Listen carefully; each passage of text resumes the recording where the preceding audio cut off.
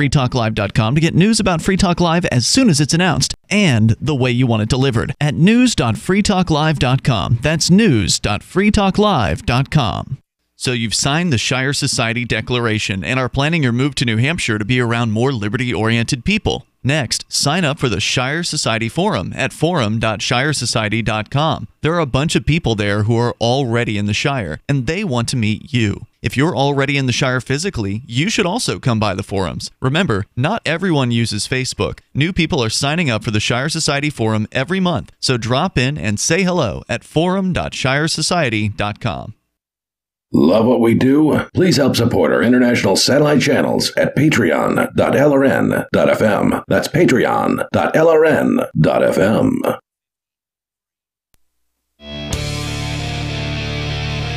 This is Free Talk Live. 855-450-FREE. That's 855-450-3733. That is the toll-free call-in line where you can call in and join us. And the us in studio tonight is Darryl. And Chris. I don't think we've even mentioned that. People have been listening along and going, who are these guys? We didn't even introduce ourselves. Who are these guys? Who are these guys? There you go. Well, here we are. And the webcams are up. We had a power outage earlier in the day, and then before the show, when I went to try to turn them on, it was like, something ain't right here. Just had to restart the software. I thought there was some kind of button somewhere that had to be flipped, but nope. Yeah, you would think that government-subsidized monopolies like our electrical power system would provide better service to us on a daily basis, that we wouldn't have these outages or things like that. Well, there is a generator here at the studio, but even that just, that temporary blip and got to start resetting things. And like a lot of companies, if you have a hard down where things go to battery and then it gives time to spin up the generator, you're good. But my store suffered the same thing today. We had some quick blips and that was it. And actually lost one piece of equipment, which kind of sucked. Now, something that doesn't have to be reset whenever there's a power outage is your pillow. That's a good point, Darryl. Or in this case, my pillow, because that's the one that I use. And Chris, I think it's the one that you use as well. My Pillow. I do use My Pillow. I finally bought one after my girlfriend was bragging about hers for about 2 years or so. I'm like, all right, I'll give it a try. Haven't gone back since. And when it comes to sleep, it's not about the amount of time that you spend in bed, but it's the quality of the sleep. And the MyPillow is designed to help you get that good night's sleep. And with a 60-day money-back guarantee, you have nothing to lose. Go to MyPillow.com. Get 2 MyPillow premium pillows for one low price, and you get free shipping on all orders when you use promo code FTL, as in Free Talk Live. And remember, if for some reason you don't like the MyPillow, you have 60 days to return it for a full refund. That's MyPillow.com, promo code FTL. So we've been talking about, the justice system.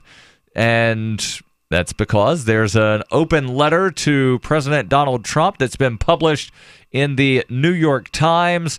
The letter actually coming from 4 current or former professional football players, Doug Baldwin, Anquan Bolden, Malcolm Jenkins, and Benjamin Watson. And I just want to go back and cover something here where they said a handful of pardons will not address the sort of systemic injustice that NFL players have been protesting. These are problems that our government has created, many of which occur at the local level. Hold if on. Trump thinks he can end these, if we deliver him a few names, he hasn't been listening. I apologize for interrupting there, Darryl. That was very inconsiderate of me. But you said that these football players I thought they just hated our troops. No. I thought that's why they were taking a kneel. They hate our country? No. If you actually listen to them when asked of, hey, why'd you do this thing? Why did you kneel? They will say, we're protesting police brutality. We're protesting criminal injustice.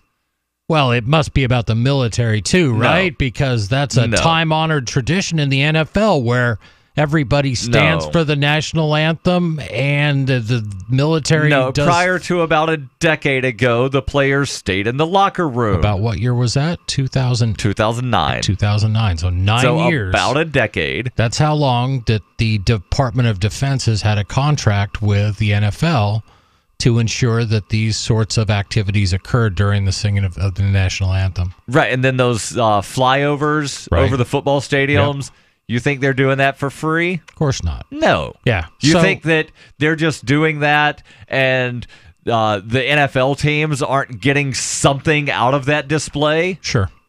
So I just want to be clear on that because this is such a common misconception that NFL players, some NFL players, they just hate our troops, or they just don't like our country. Oh, I thought you meant that it's a common misconception to just wind up not listening to the people that are protesting, and then you just insinuate whatever you think upon them, because it doesn't just happen to NFL players. I'm not going to go down that rabbit hole, but what I will say is this, is that people tend to be creatures of habit, and they tend to repeat what they hear. And if you hear some NFL player, he took a knee during the national anthem, and it's because he hates the military, or he doesn't like our troops, or he doesn't like America, or he doesn't respect the flag, or any of that. You're not digging deep enough. You're not actually asking the question, why did this guy do this in the first place? And for that, you're wrong. I hate to say that to you, but they are doing this for a very specific reason. Now, you may not agree with their point of view, and you may not agree with kneeling during the national anthem as a form of protest, but that's what they're doing. But just understand why they're doing it. Right. Continuing on, the letter says, of the roughly 185,000 people locked up in federal prisons, again, not including the nearly 2 million in state and local incarceration facilities, about 79,000 are there for drug offenses of some kind, and 13.5% have sentences of more than 20 years. Imagine how many more Alice Johnsons the president could pardon if he treated the issues like the systemic problem it is, rather than asking professional football players to name a few cases. There's also a systemic problem in federal prisons involving the elderly, who by next year will make up 28% of the federal prison population. Releasing these prisoners would pose little to no risk to society, and yet from 2013 to 2017, the Bureau of Prisons approved only 6% of roughly 5,400 compassionate release applications. About half of those applications were for people who had been convicted of nonviolent fraud or drug offenses.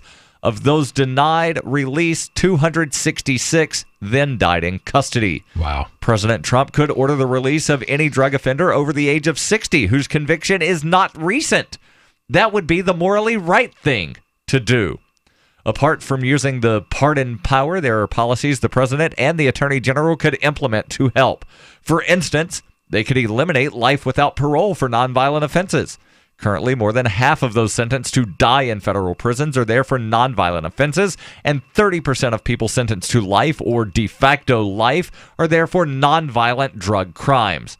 Compare that to the state level, where only 2% of those sentenced to life or de facto life are there for drug offenses. Right. These changes, if President Trump were to make them, would positively affect the lives of thousands of people and have a lasting beneficial effect on many more people in the future. The president can implement these changes with his pardon power and other executive decisions. His ability to change the lives of people for the better is immense. We hope he uses it not just for the few, but for the many. President Trump, please note, our being professional athletes has nothing to do with our commitment to fighting injustice. We are citizens who embrace the values of empathy, integrity, and justice, and we will fight for what we believe is right. There's more from their letter, plus your calls and thoughts welcome. 855-450-FREE. That's 855-450-3733. What are your thoughts on who President Trump should pardon? We call it the crapper, water closet, outhouse, or bathroom.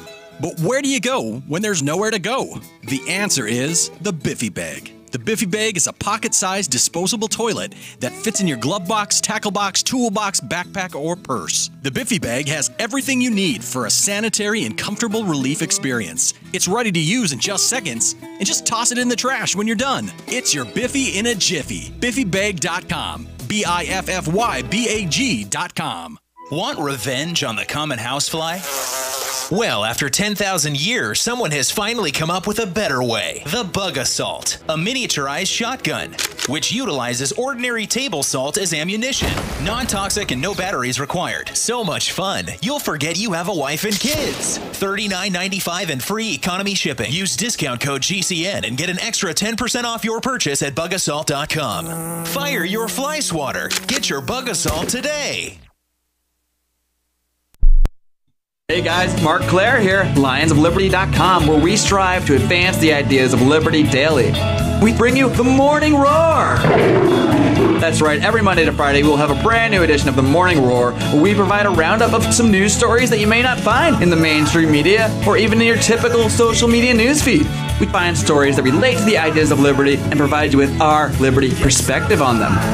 Every Monday, we have our longest-running feature, Mondays with Murray, named after the great libertarian Murray Rothbard, where we'll examine an article or an excerpt from his works and help convey his view, along with our little spin as well. We wrap it all up every Friday with Felony Friday, where our own John Odermatt goes out and takes a look at some sort of felony. There's felonies committed every day, you know, whether it's a felony committed by the police, a politician, or even an average citizen. You can find all of this and so much more over at lionsofliberty.com. Advancing the ideas of liberty daily. The new 4th edition of Healing Our World, The Compassion of Libertarianism, will take your understanding of liberty to a deeper level and has over 1,300 updated references, new cartoons, and a foreword by Dr. Ron Paul. With discounts for multiple book purchases, the 4th edition of Healing Our World is a great gift for the liberals, pragmatists, environmentalists, and Christians in your life who think libertarianism is cold-hearted. Get yours today at healing.freetalklive.com and use promo code FTL for a $5 discount. Some of you asked, and now we've delivered. LRN.FM's live Keene, New Hampshire studio shows are now streamed in HD on Twitch. Visit our channel at twitch.lrn.fm and give it a follow. If you have Amazon Prime, you get 1 free subscription on Twitch. If you use it on our channel, Twitch will give LRN.FM a monthly piece of your Prime subscription cost. So please watch, follow, share, and subscribe to twitch.lrn.fm. That's twitch.lrn.fm. Why did you move to the Shire? I moved here to the Shire because there's other people around who take liberty just as seriously as I do. I moved to the Shire because I saw videos of people challenging authority and thought that I could get support myself. It called to me, like, do this right now. I wanted to be around people like me who got it, and once I got here, I knew there was nowhere else that I wanted to be.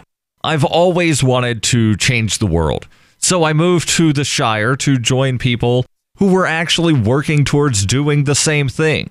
The people here are awesome, loving, and positive. It was for the adventure and for the feeling of something important is happening here, and I just wanted to come to sort of be part of that. Visit ShireSociety.com to read and sign the Shire Society Declaration and learn the reasons why, if you love liberty, you should immigrate to the Shire. Plus, add yourself to the Shire map at ShireSociety.com. That's ShireSociety.com.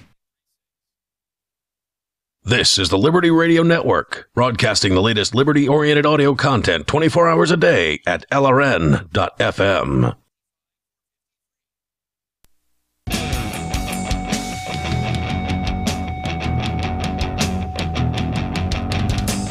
This is Free Talk Live. 855-450-FREE. That's 855-450-3733. That's the toll-free call-in line where you can call in and join us and bring up whatever is on your mind. Doesn't have to be about the injustice system. It doesn't have to be about people that should be pardoned from federal prisons. It doesn't have to be about NFL players, but that's what we're talking about right now. And Chris, is there any of that chat going on in the Discord? You had just mentioned Discord to me. Yeah, I just happened to look at how many people that subscribe to our Discord were not online, and it was like 664 people. those are the people that are not online. There's a bunch of people that are online, which just sort of surprised me at the level that Discord has taken off. Those are pretty big numbers for a live radio show. And what is Discord? Discord it's an online. It was really designed for gamers, so they could share video and audio and talk back and forth on games and stuff like that. But it's developed into much more than that. So, for example, we talk a lot about crypto on this show. Almost every crypto startup has their own Discord server, so they can host different chats on different topics, and they can do audio and I guess, well, not really video, but I think you can. I think you can do some sort of video, maybe. Yeah, I don't know. But you can interact with other listeners and sometimes host discord.lrn.fm. Now, let's jump back into this opinion piece that's basically an open letter to President Donald Trump from some current and former NFL players. Again, the letter begins, President Trump recently made an offer to NFL players like us who are committed to protesting injustice. Instead of protesting, he suggested we simply give him names of people we believe were unfairly treated by the justice system, and if he agrees that they were treated unfairly, he says he would pardon. And then they mention the case of Alice Johnson, who was recently not pardoned, but had her sentence commuted by President Trump. And they go on to say that, if Trump thinks that he can solve all of these problems, most of which were created by governments and most of which are at the local level, Trump hasn't actually been listening. Right. And then they go on to mention some of the numbers, again, of the roughly 185,000 people in federal prisons. 79,000 approximately are there for drug offenses of some kind, and 13.5% have sentences of 20 years or more. And then they mention, the thousands of lives that would benefit from a pardon. And it's not just the 79,000 people in federal prison for a drug offense whose lives would improve. It's the wives, the husbands, the fathers, the children, the brothers, the sisters of those 79,000 people that would then have their relative back in their life. Right.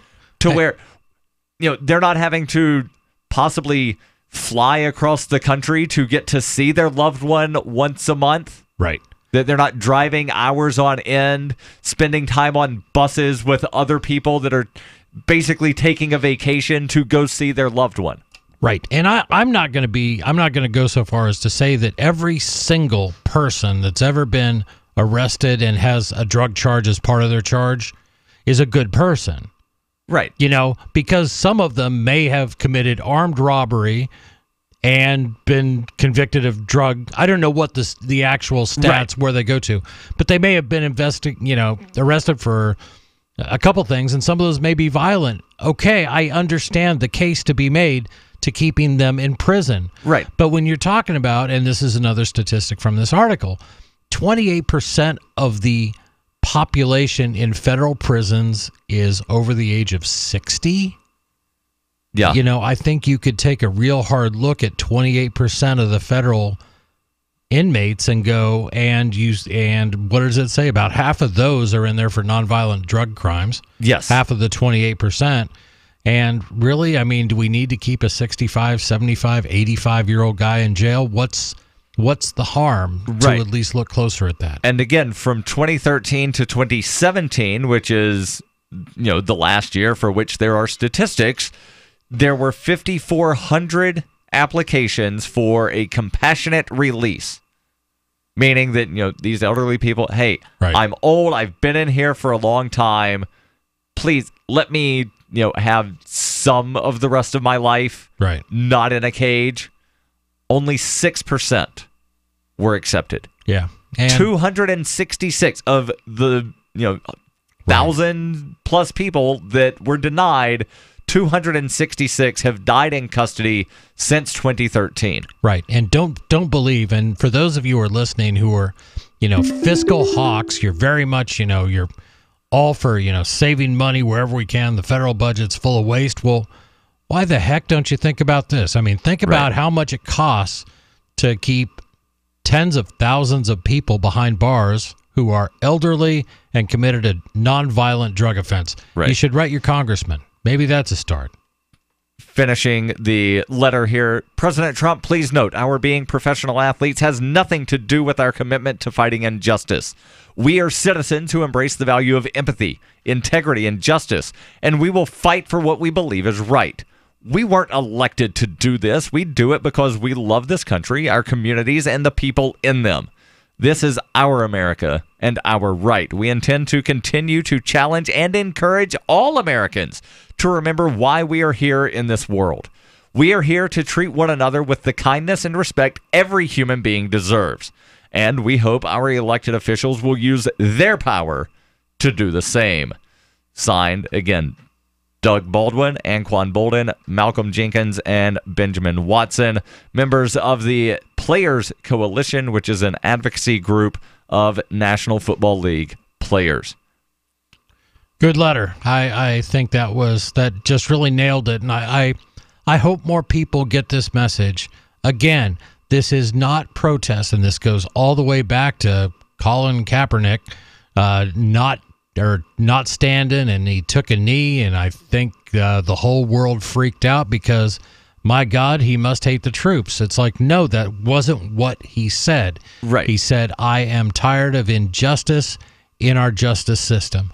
I am tired of systemic issues in our police departments that cause just horrific things to occur to a lot of people. That is why he took a knee, and other players began to emulate that, and they're going forward with this message.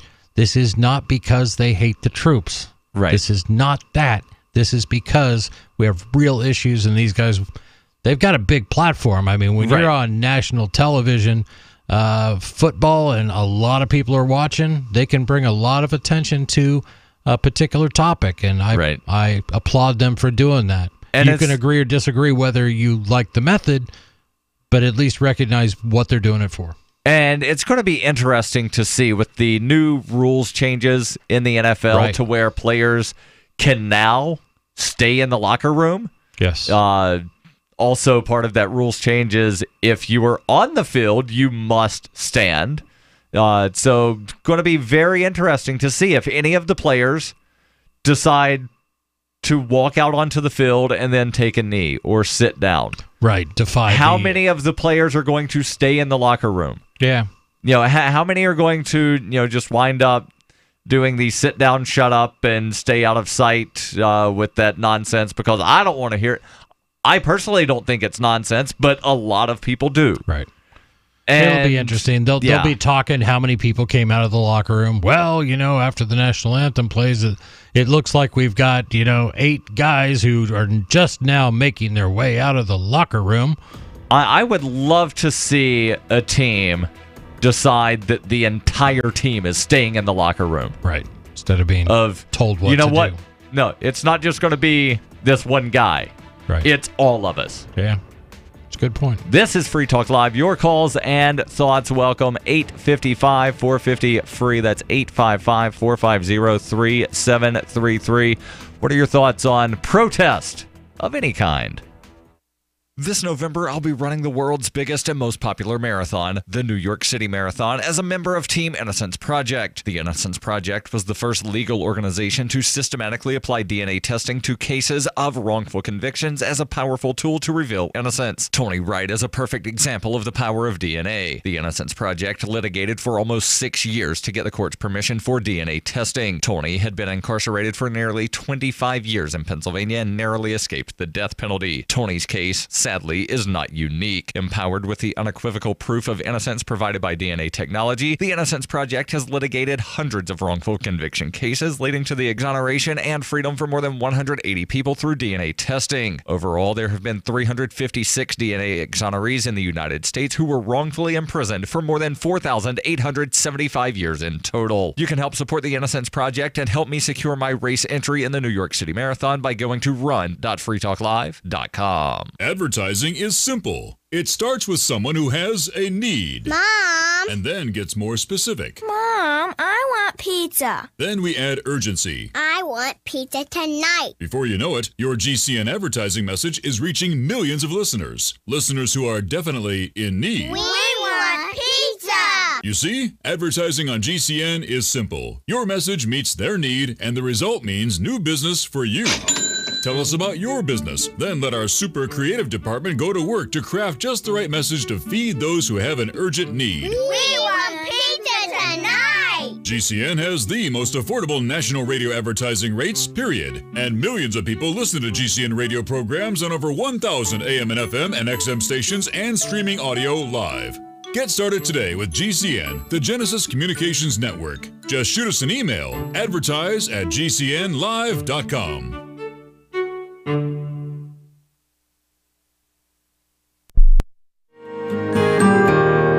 So the protection of life, liberty, and property is what the Free State Project is all about. But it's an effort to move 20,000 people who understand. It's about demonstrating to the entire country that, yeah, we can have a free market, a truly free market. Making it just a freer, great place to live. It's the world's largest voluntarist libertarian community, and it's only getting bigger. That's amazing, to be able to move to a place where other people passionately believe in being free and independent. What the Free State Project is managing to do, though, is to put their money where their mouth is. Physically getting up across the country and saying, let's go someplace and let's demonstrate the power of these ideas. There's a lot of kind of philosophy that surrounds liberty. There's a lot of thinking about it and talking about it. But here in New Hampshire, people are doing it. 101 Reasons Liberty Lives in New Hampshire, a documentary by Free State Project Early Movers. Watch it free at 101reasonsfilm.com. 101reasonsfilm.com. Here's a chance to do a little activism while you're cruising Facebook, Twitter, or Google+. Between the LOL cats, the recipes, the hot girls, and the inspirational sunrise memes, Free Talk Live's posts pass by your newsfeed. Like them, comment. It gives us more exposure. If you don't see our posts, click like at facebook.freetalklive.com and then hover over it to click Get Notifications. It's an easy way to spread the ideas of liberty a bit further. I know you're busy, but you can spare that 1/10 of a calorie it takes to click on something. facebook.freetalklive.com. Cell 411 is a free app for Android and iOS that replaces government-controlled 911. Cell 411 allows you to preset a group of friends or private organizations to show up at any emergency. Cell 411 is a nightmare for the state because it proves their so-called services aren't needed. Cell 411 has had thousands of installs, and of course it's covered by the BIPCOT no government license. Cell 411 because your friends won't shoot you when you're in trouble. Without the government, who would build the emergency services? You and Cell 411. Get it today at getcell411.com.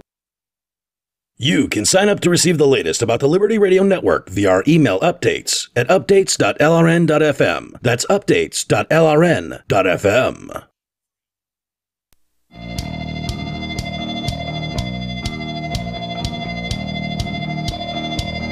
This is Free Talk Live.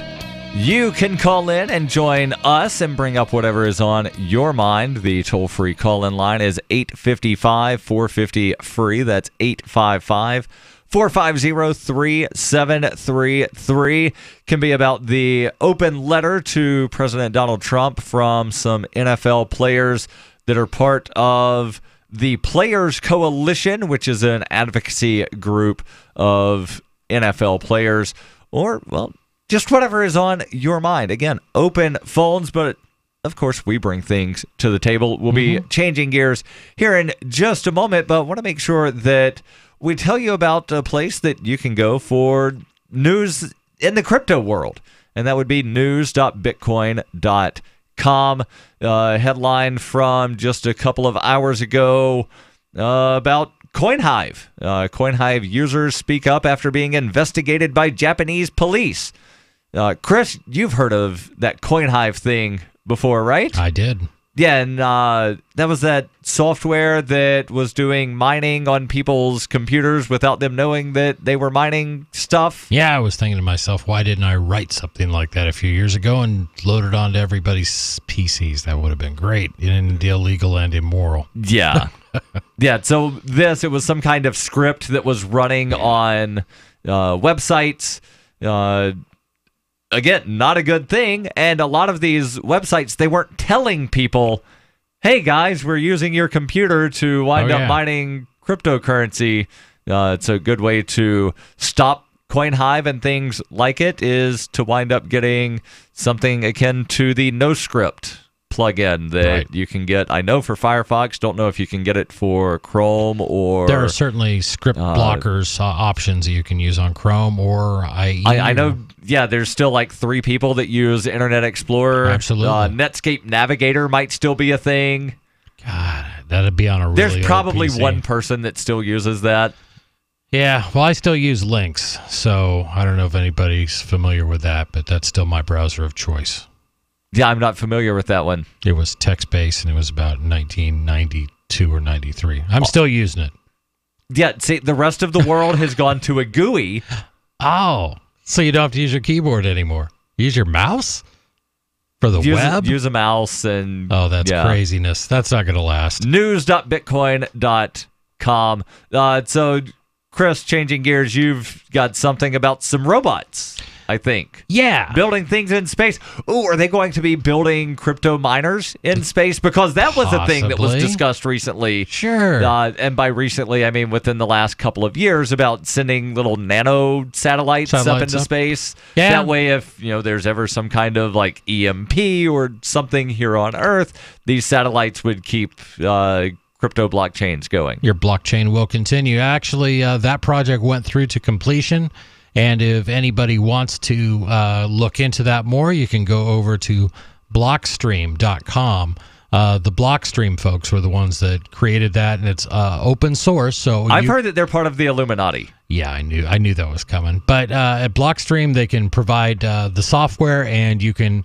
It's basically an open source hardware type project. So if you want to build your own little receiver, you can receive the Bitcoin blockchain, and it's kind of neat. But are they part of the Illuminati? I don't know.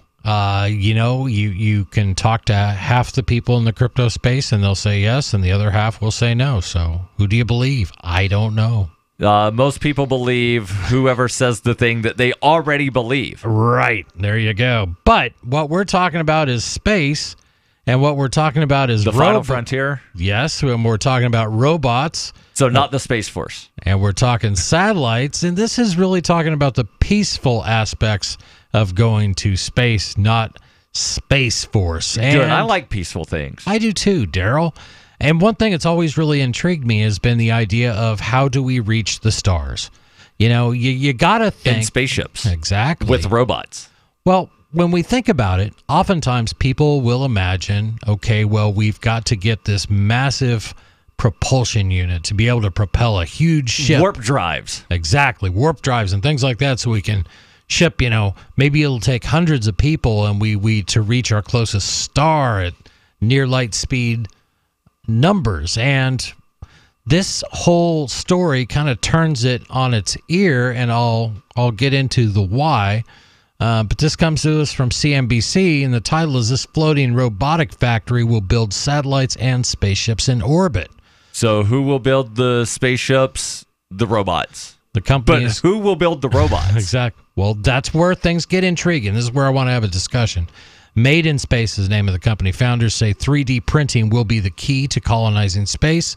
The company's Araconaut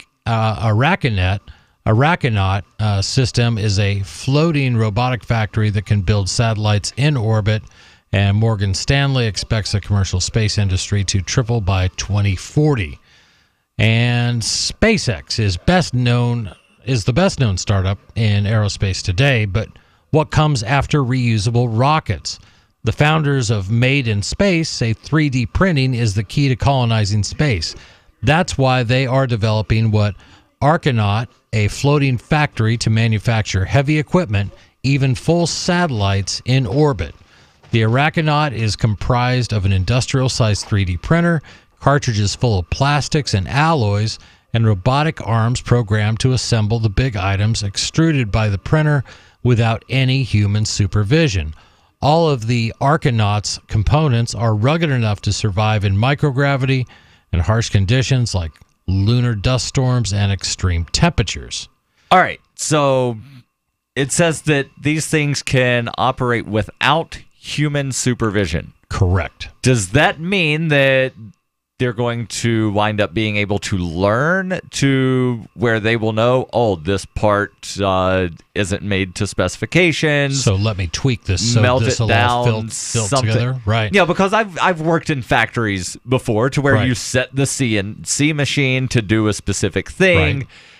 But you still test, like every 5th or 10th piece to make sure. And if things are off, then you go in and tweak stuff because make an adjustment. Yeah. Stuff is going to wind up shifting, and it's going to be like tiny little things, like we're talking microns, right? and stuff. And you may have made 20 of these parts before it all gets assembled, and you find out there's a fatal flaw.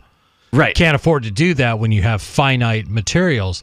Here's what I think, Darryl, and we'll continue on with this story, but I think there are a couple key technologies that we have to get under our belt before we can really be successful at that. The first is 3D printing.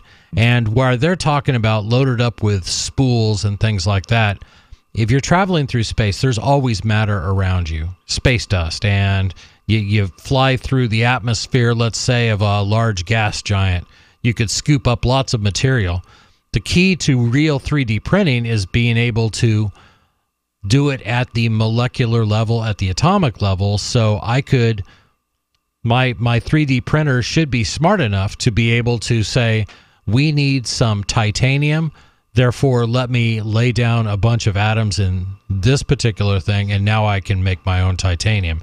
If you can get to that point, you can do that. Now, to do all that, so 3D printers need to be much more advanced than they are today.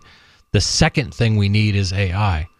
So I'm not talking about... I'm just trying to imagine this as like a TV series, The Adventures of Space Robot, to where the space robot, figures out for itself, oh, I need this particular thing, and I can get it from this place because somehow, it knows that there's sensors show something on Uranus, and Right. so it goes over there, and then it's like, oh, well, this other thing's on Titan, which is the moon of Jupiter, Saturn, one Saturn, of them. yep. And then this other thing is on Io. And if I just travel to all of these places, then ultimately I'll have all of the things. But I need this to wind up being able to travel. I think it could be a really good TV show. I don't know if it would be reality. Right. The difference is when you can start 3D printing materials and creating materials at an atomic level, then what you grab isn't, all you need is mass. All you need is quantity of mass. That could be an asteroid that if you could disassemble the atoms in a bunch of carbon or granite or whatever this asteroid's made of and rearrange them as gold or palladium or whatever else, or make it into a plastic. Hold on. So now you're talking about alchemist 3D printed robots. No. Yeah. You can take a look at it that way, but the idea is if you're changing, space dust, one material into gold, another, right? At that an is atomic alchemy. level. Well, that is alchemy. It's also doable. So, so you're telling me that alchemy is real with more technology, and we continue to advance down these paths, and that's what keeps me jazzed up about this stuff. Yeah, we'll talk more about it. Let's continue this discussion on alchemy because color me skeptical. I'm not sure what shade of a color that is, but use that crayon. Your calls and thoughts welcome. 855-450-FREE. That's 855-450-3733. Hi, this is Dr. Joel Wallach, the Mineral Doctor. You've heard me talk about 90 for Life for years. 60 minerals, 16 vitamins, 12 amino acids, 2 fatty acids. You may not know this, that I've actually designed Arthrodex for animals. That's right. Your pets need 90 for Life too. Get this essential pet product by calling 877-279-9422. That's 877-279-9422. Again, 877-279-9422. Are you living your passion? Are you pumped to go to work because you get to talk about or work with or do the things that interest you the most? Is working, playing, and relaxing one and the same? As long as you're working for someone else, you'll never be living entirely true to yourself and your passion. I'm Pharmacist Keith. Let me show you how you can work around your current schedule, create the extra income so you can live your passion. Visit radio.recordedvideo.com. That's radio.recordedvideo.com. radio.recordedvideo.com. We've all heard about blockchain assets like Dogecoin, Ether, and Ripple. Bitcoin isn't the only player in the blockchain game any longer. And for those of us wondering how to get our hands on these digital assets, finally, there's a solution. Shapeshift.io allows you to buy and sell between your digital assets and Bitcoin instantly between your own digital wallets. I've used it with ease. Shapeshift.io. There's no account or email address needed. You send them the crypto you want to sell, they send back the crypto you want to buy. It's that easy. Shapeshift.io. So you've heard all 3 hours of the latest episode of Free Talk Live, and you're still hungry for liberty-oriented audio content? Did you know that we have another 24/7 audio stream at LRN.FM? The Liberty Radio Network airs the latest episodes of some of the best liberty-oriented podcasts on the internet around the clock. In addition to recorded content, you'll also hear live shows like Free Talk Live, originating from our Keene, New Hampshire studio. So listen anytime at LRN.FM. That's LRN.FM. You're listening to the live edition of Free Talk Live. Hour number 2 is next, after the news, here on the Liberty Radio Network at LRN.FM. From Keene in the Shire, the Liberty Media capital of the world, this is Darryl W. Perry, host of FPP Radio News for Sunday, June 24th, 2018. Silver's trading at $16.46 per ounce. Gold is valued at $1,269 per ounce. Zencash is trading at $16, and the average price of Bitcoin is $5,930.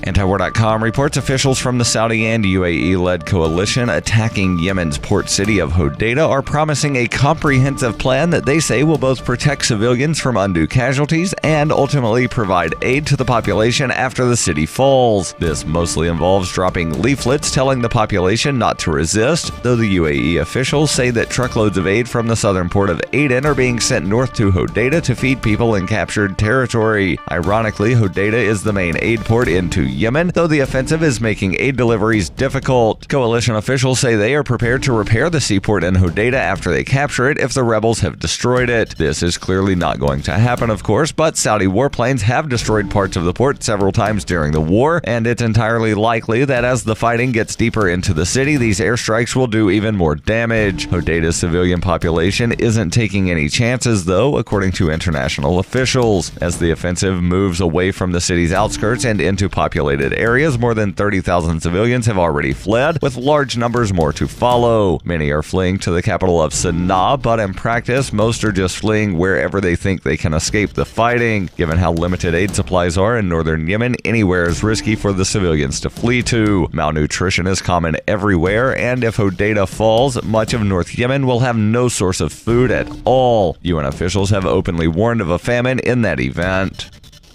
FPP Radio News is brought to you by Bitcoin Not Bombs. Bitcoin Not Bombs is a launching pad for nonprofits and social entrepreneurs into the financial freedom of the Bitcoin economy. Bitcoin Not Bombs offers premium publicity campaigns designed to facilitate an organization's adoption of Bitcoin as a payment system and to fully capitalize on that decision in their fundraising efforts. To learn more, visit bitcoinnotbombs.com. UPI reports Apple has started a free keyboard service program to fix flawed MacBook and MacBook Pro computers. Apple acknowledged a keyboard flaw in what it said was a small percentage of its MacBook and MacBook Pro models in its free keyboard service program announcement on Friday. This may include letters and characters repeating unexpectedly, letters or characters not appearing, or keys getting stuck. The online Apple discussion thread has showed that some users have reported an issue with the butterfly keyboard design since last year, with complaints mounting in recent months.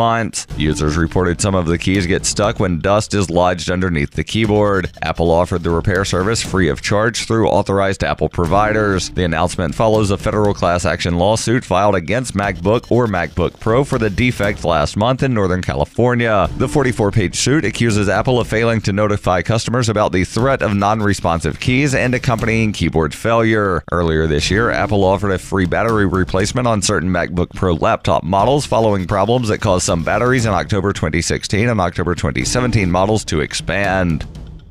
For over 40 years, Roberts & Roberts Brokerage has been a trusted source for buying and selling precious metals like gold and silver. And as a Bitcoin-preferred business, Roberts & Roberts Brokerage has removed the minimum purchase amount for all orders paid in the digital currency. Call Roberts & Roberts Brokerage today for knowledgeable advice on buying and selling precious metals and a forward-thinking approach to new technologies. 800-874-9760 or visit online at rrbi.co. Reuters reports White House spokeswoman Sarah Sanders said on Saturday that she had been asked to leave a Virginia restaurant the night before because she worked for President Donald Trump. Sanders said on the official press secretary Twitter account, "Last night I was told by the owner of Red Hen in Lexington, Virginia to leave because I work for @POTUS, and I politely left." On Saturday, the owner of the Red Hen confirmed the incident and said she stood by her decision to refuse service to Sanders. The Washington Post reported that Stephanie Wilkinson said, "Absolutely yes, we just felt there are moments in time when people need to live their convictions." Several thousand people have posted messages of support and criticism of the restaurant for the move on its Yelp page. Earlier this week, Department of Homeland Security Secretary Christian Nielsen was confronted by protesters at a Mexican restaurant in Washington, D.C. Protesters yelled, "Shame, shame," and it came as the Trump administration defended its hardline immigration policy at the U.S.-Mexico border. This has been FPP Radio News. Online at fppradio.com. California is reeling from Super Rainbow Percival, which left a trail of devastation along the West Coast. A luminous band of destruction touched down in Santa Barbara. Percival set a record as the most powerful rainbow in U.S. history, with at least 30 confirmed fatalities and damage estimates in the billions. The vividly saturated colors seared through homes and roads, charring everything in its path. Those exposed to the rainbow's fury say they're lucky to be alive. The sky was completely blue. All of a sudden, it's filled with brilliant hues of red and indigo. All I can say is when I was a kid, rainbows didn't cut people in half. Meteorologists say that Percival is just the latest in a pattern of increasingly dangerous rainbows, and that they're only growing stronger as global temperatures rise. Percival also comes on the heels of some extreme weather phenomena overseas. Authorities in the Philippines are still searching for thousands in the aftermath of mega sunset Wilma. This is the Onion News Network.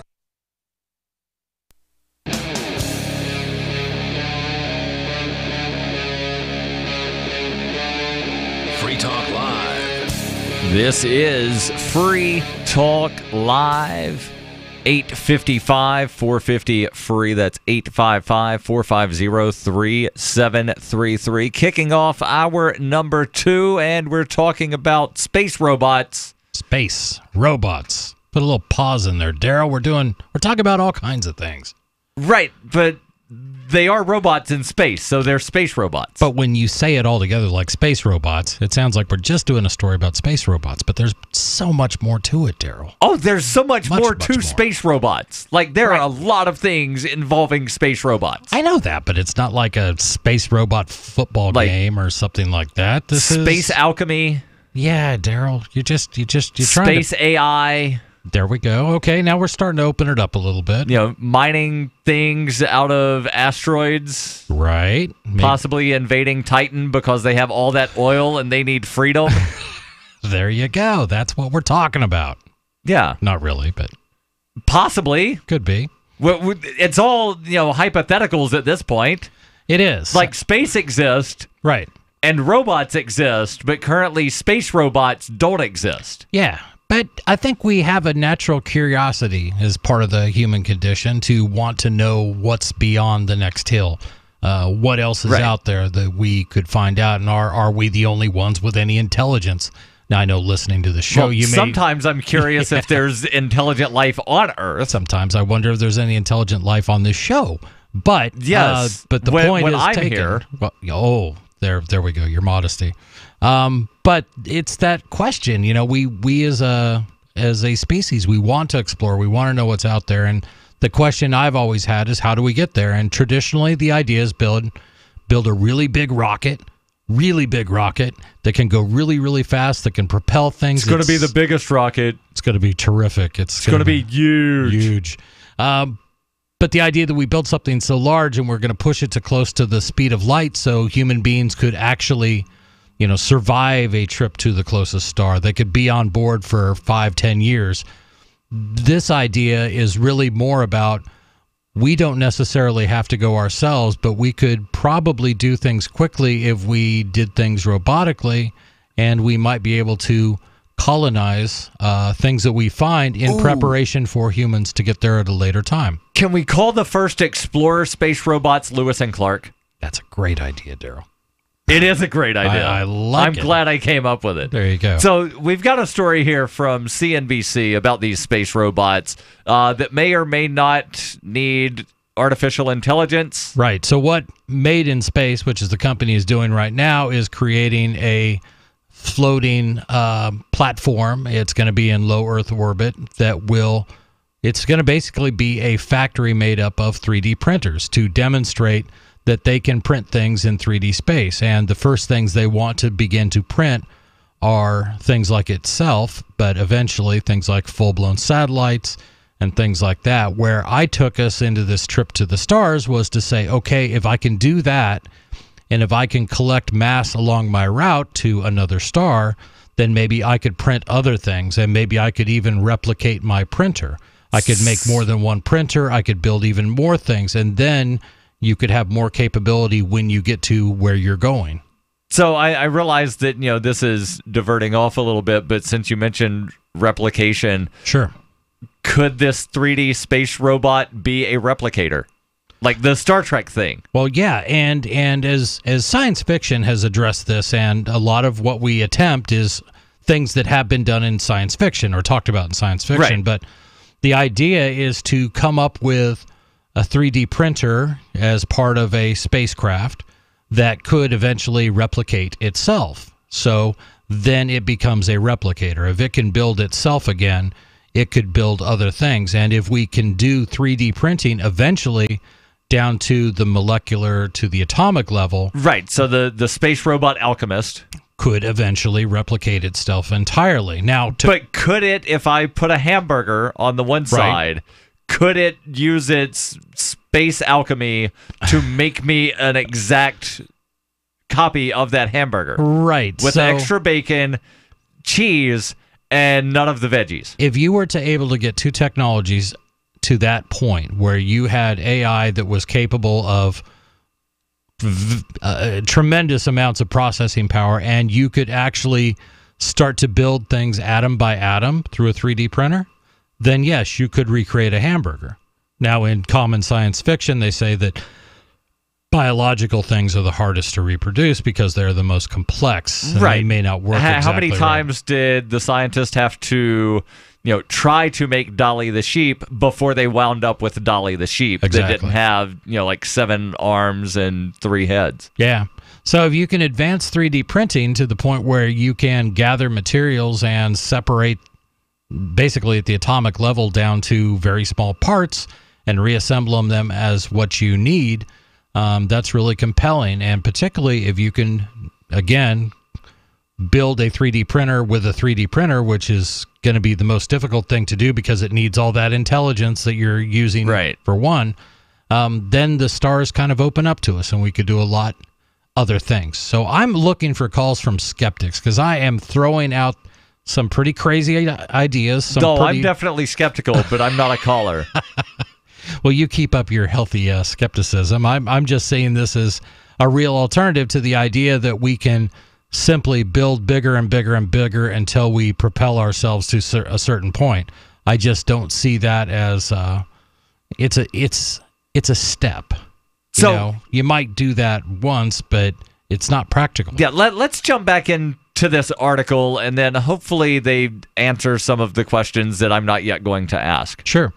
CNBC visited the Made in Space headquarters in Moffett Field in Mountain View, California. I've been there, believe it or not. I've been to California. I've been to Moffett Field to get a look at the Arachnaut, and as engineers prepared it for thermal and vacuum tests, and to speak with Archnaut's creators. Aaron Kemmer, Made in Space's co-founder and chairman, said the company plans to have the Archnaut launched and cranking out large items like trusses and reflectors for satellites within 5 years. Eric Joyce, A project manager added that the Argonaut should also be able to help astronauts repair their spaceships without having to improvise materials and take the kinds of risks that the Apollo 13 crew did back in 1970. So no flying to the dark side of the moon unless that's specifically your mission? Right.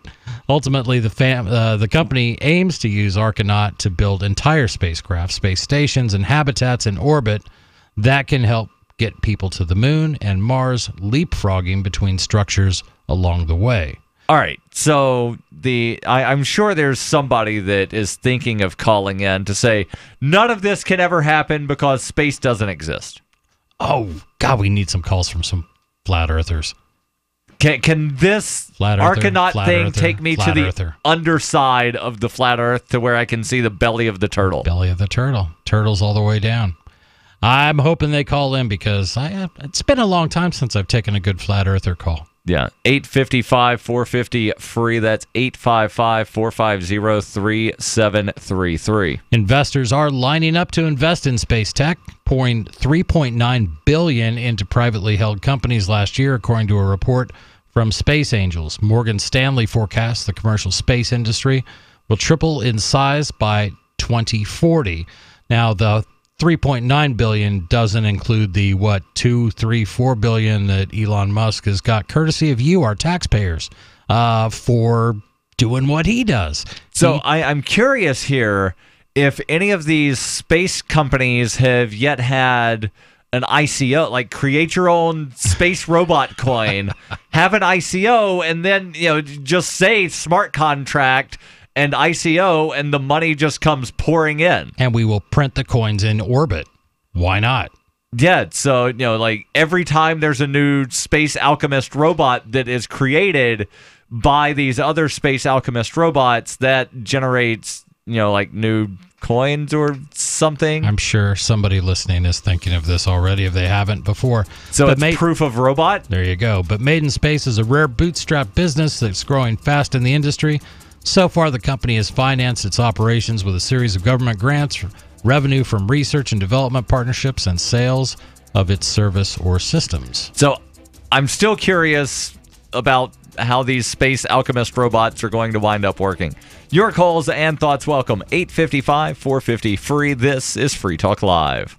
And not to mention the shedding, I would vacuum the carpet 3 times a week. Frodo was scratching all night long, bouncing on the side of the bed, keeping me awake the whole entire night from all the scratching and chewing. It kind of makes you neurotic. Does your dog itch, scratch, stink, or shed like crazy? Mounds and mounds of fur all over the place. Come to Dinovite for help. DINOVITE.com. If you want the dog to be healthy, you got to feed it something healthy. Dinovite is nutrition. The omega-3 fatty acids. Flaxseed, zinc, alfalfa. Our vitamins and enzymes replace the nutrients cooked out of most commercial dog foods. He gobbles it up. He's not up all night scratching. His shedding is minimal, and it is such a pleasure to have my calm, relaxed, non-shedding puppy back. And I have to thank Dinovite for that. Don't let your dog itch, scratch, stink, or shed like crazy. Come to Dinovite for help. 859-428-1000. 859-428-1000. DINOVITE.com. Imagine this is you. You're working late when you get an alert on your smartphone. Your motion-activated Blink security camera picked up something at home. You pop open the Blink app and see the silhouette of a man peering through your kitchen window. You dial 911 and the police roll. The job of a home security system is to help stop crime, which is why I chose Blink.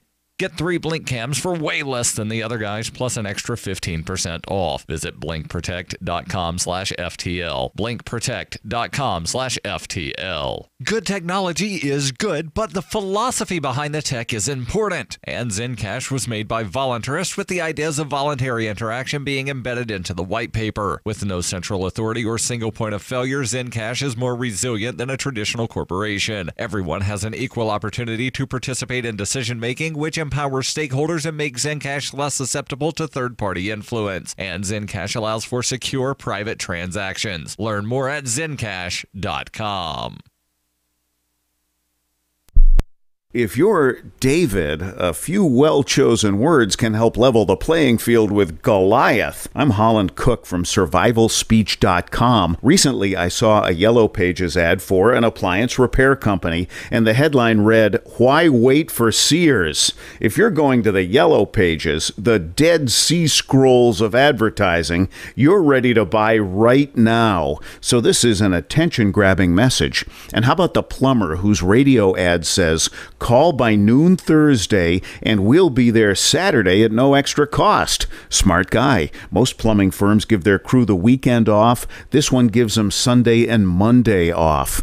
In the words of a respected advertising executive, cut to the chase, make it quick, and tell me exactly what you can do for me, especially if you're looking for work. For more tips on critical communication skills for the way things are now, hit survivalspeech.com. I'm Holland Cook. LRN.FM is proud to announce our official listening apps for Android and iOS devices. Now you can easily tune into our streams anywhere, anytime on your smartphone or tablet. Just visit apps.lrn.fm or search for LRN.FM in the Android or Apple app stores. Please download, rate us 5 stars, then share the link on your social media and let your friends and family know how you're listening to LRN.FM. Download it now, free at apps.lrn.fm. When you hear the word lobbyist, you probably think about greedy corporations, but not all lobbyists are the same. Some are fighting for the freedoms you hold dear. Liberty Lobby LLC is doing just that in New Hampshire, working hard to represent you, not some special interest group. You can help by going to libertylobby.info, where your contribution will give us the tools we need to ensure that your voice is heard. Visit libertylobby.info today to find out more. What's up next? Visit the Liberty Radio Network program guide to find out at shows.lrn.fm. That's shows.lrn.fm.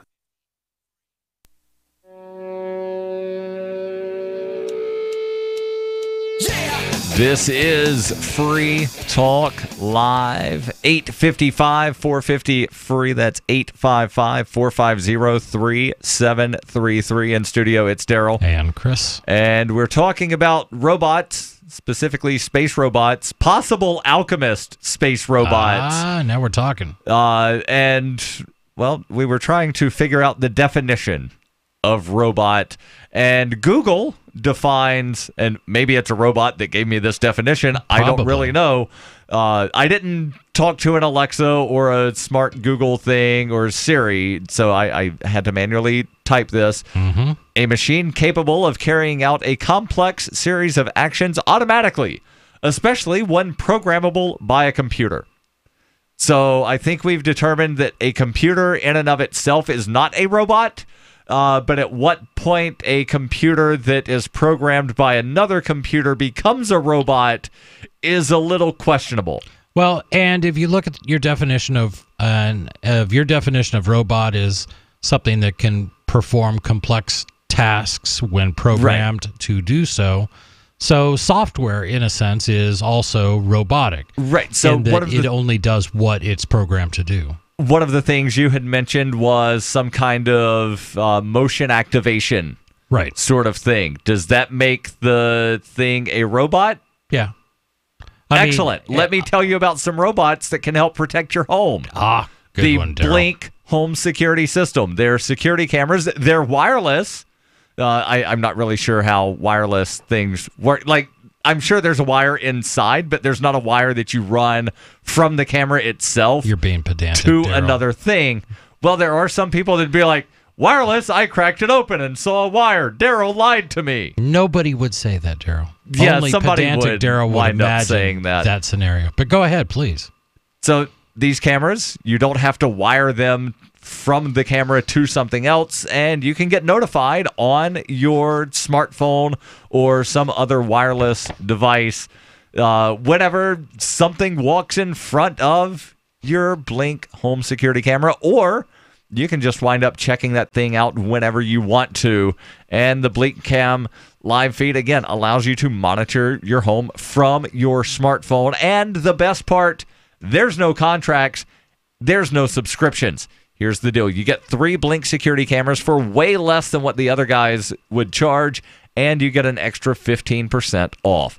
Visit blinkprotect.com/FTL, as in Free Talk Live. That's blinkprotect.com/FTL, all one word. One more time, blinkprotect.com/FTL. And we've been talking about the company Made in Space, who is working. They make space robots. Yeah, they're looking to launch 3D printers on their own satellite, which could begin cranking out parts like trusses and reflectors for other satellites. Their goal is to eventually produce actual satellites and actual spacecraft in space with 3D printing, which I think is pretty cool. And we talked the about best part here is the leapfrog game.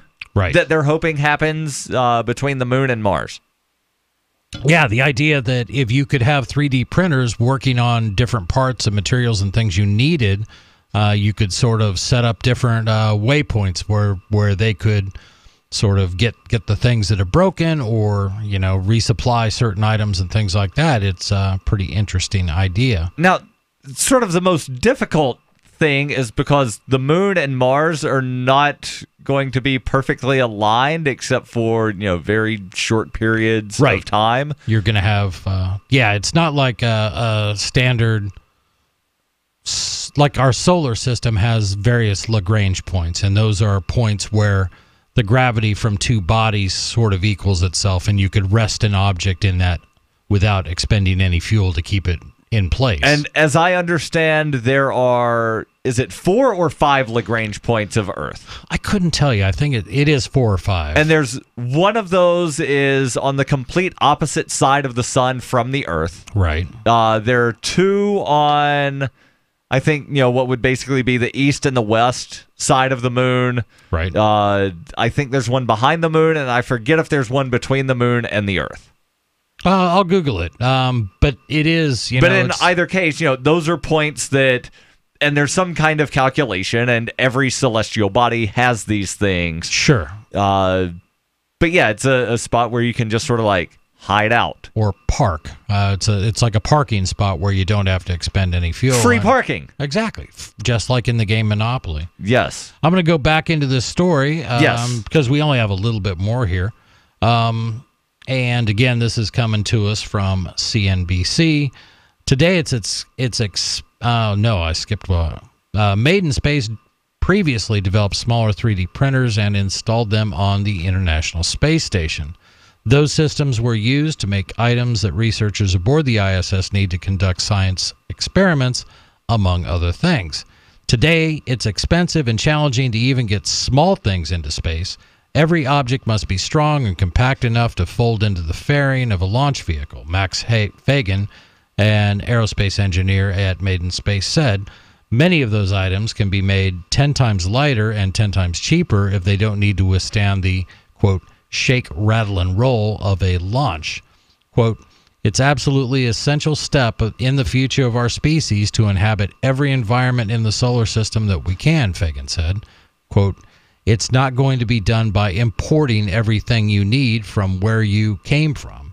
It's going to be done by manufacturing what you need where you need it. So one thing that he said here about the ability to make things, quote, 10 times lighter and 10 times cheaper if they don't have to withstand the shake, rattle, and roll of a launch. Right. Do you remember the, was it called Airship One or Spaceship One? The thing that won the original X Prize. Right. To where that thing did not launch from the ground. It was released taken from up, a plane. Right, and released from a plane. And I'm surprised that there's not been more development in the space plane field. Well, your Virgin Galactic that's their model too. So I think the one you're referring to but they've not gotten permits from anybody to actually be able to go into space, and we were supposed to have space hotels by now. I think they're close. I think they're within a year or two before they're going to start allowing people for the first time to be able to take their own private ride. I don't think the FAA or NASA or whatever government agency that they've been needing to get permits from is actually going to wind up ever doing anything. Well, number one, I'm not sure exactly where they're launching from. They may be launching from New Mexico. Is that where they're... Okay. That's what I had heard. Virgin Galactic. The only other place, as I understand it, that is suitable for launching would be somewhere in, is it the Black Sea that's right off the coast of Ukraine? Something like that. That would be off the coast of Ukraine. I'm going to dig into Virgin Galactic because it seems like every year or so, Bronson comes out and says we are like literally 1 year away. Yeah, they've been saying that so long that I'm convinced it's never going to happen. I sadly am convinced that I will never be in space.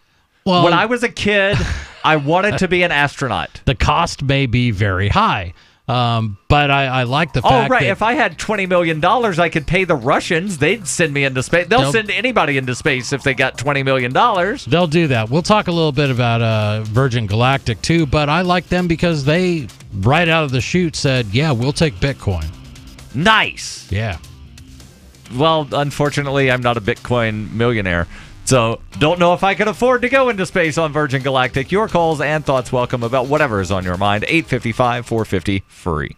Are you retired or facing retirement and you're afraid your income is going to be less than you'd like? I'm Pharmacist Keith. Dr. Wallach, the Dead Doctors Don't Lie guy, and I want to show you a low-cost way to create your own business working around your current schedule, creating extra income that will last for years to come by joining Dr. Wallach's crusade, spreading his message of better health. To learn more, visit radio.recordedvideo.com. That's radio.recordedvideo.com, radio.recordedvideo.com, or call 866-257-3105 for a recorded message. Want revenge on the common housefly? Well, after 10,000 years, someone has finally come up with a better way. The Bug Assault, a miniaturized shotgun, which utilizes ordinary table salt as ammunition. Non-toxic and no batteries required. So much fun, you'll forget you have a wife and kids. $39.95 and free economy shipping. Use discount code GCN and get an extra 10% off your purchase at bugassault.com. Fire your fly swatter. Get your Bug Assault today. Free Talk Live. We've had people call this show in the past and posit that the declaration of a national emergency essentially opens up all of the loopholes that they can utilize that have been built into the Constitution. Because as Lysander Spooner would put it, the Constitution has either been powerless to prevent this big tyrannical government that we have today. Sure, a government far beyond the scope that our founders ever, even in the wildest dreams imagined. Or it has authorized the government that we have today. I can only assume that that's true. I mean, I used to be this. I can only assume that it's the Constitution that in fact authorizes all of this crap that I thought at one point was unconstitutional. And we are, as I stated, still under a level of martial law that was declared for the Civil War.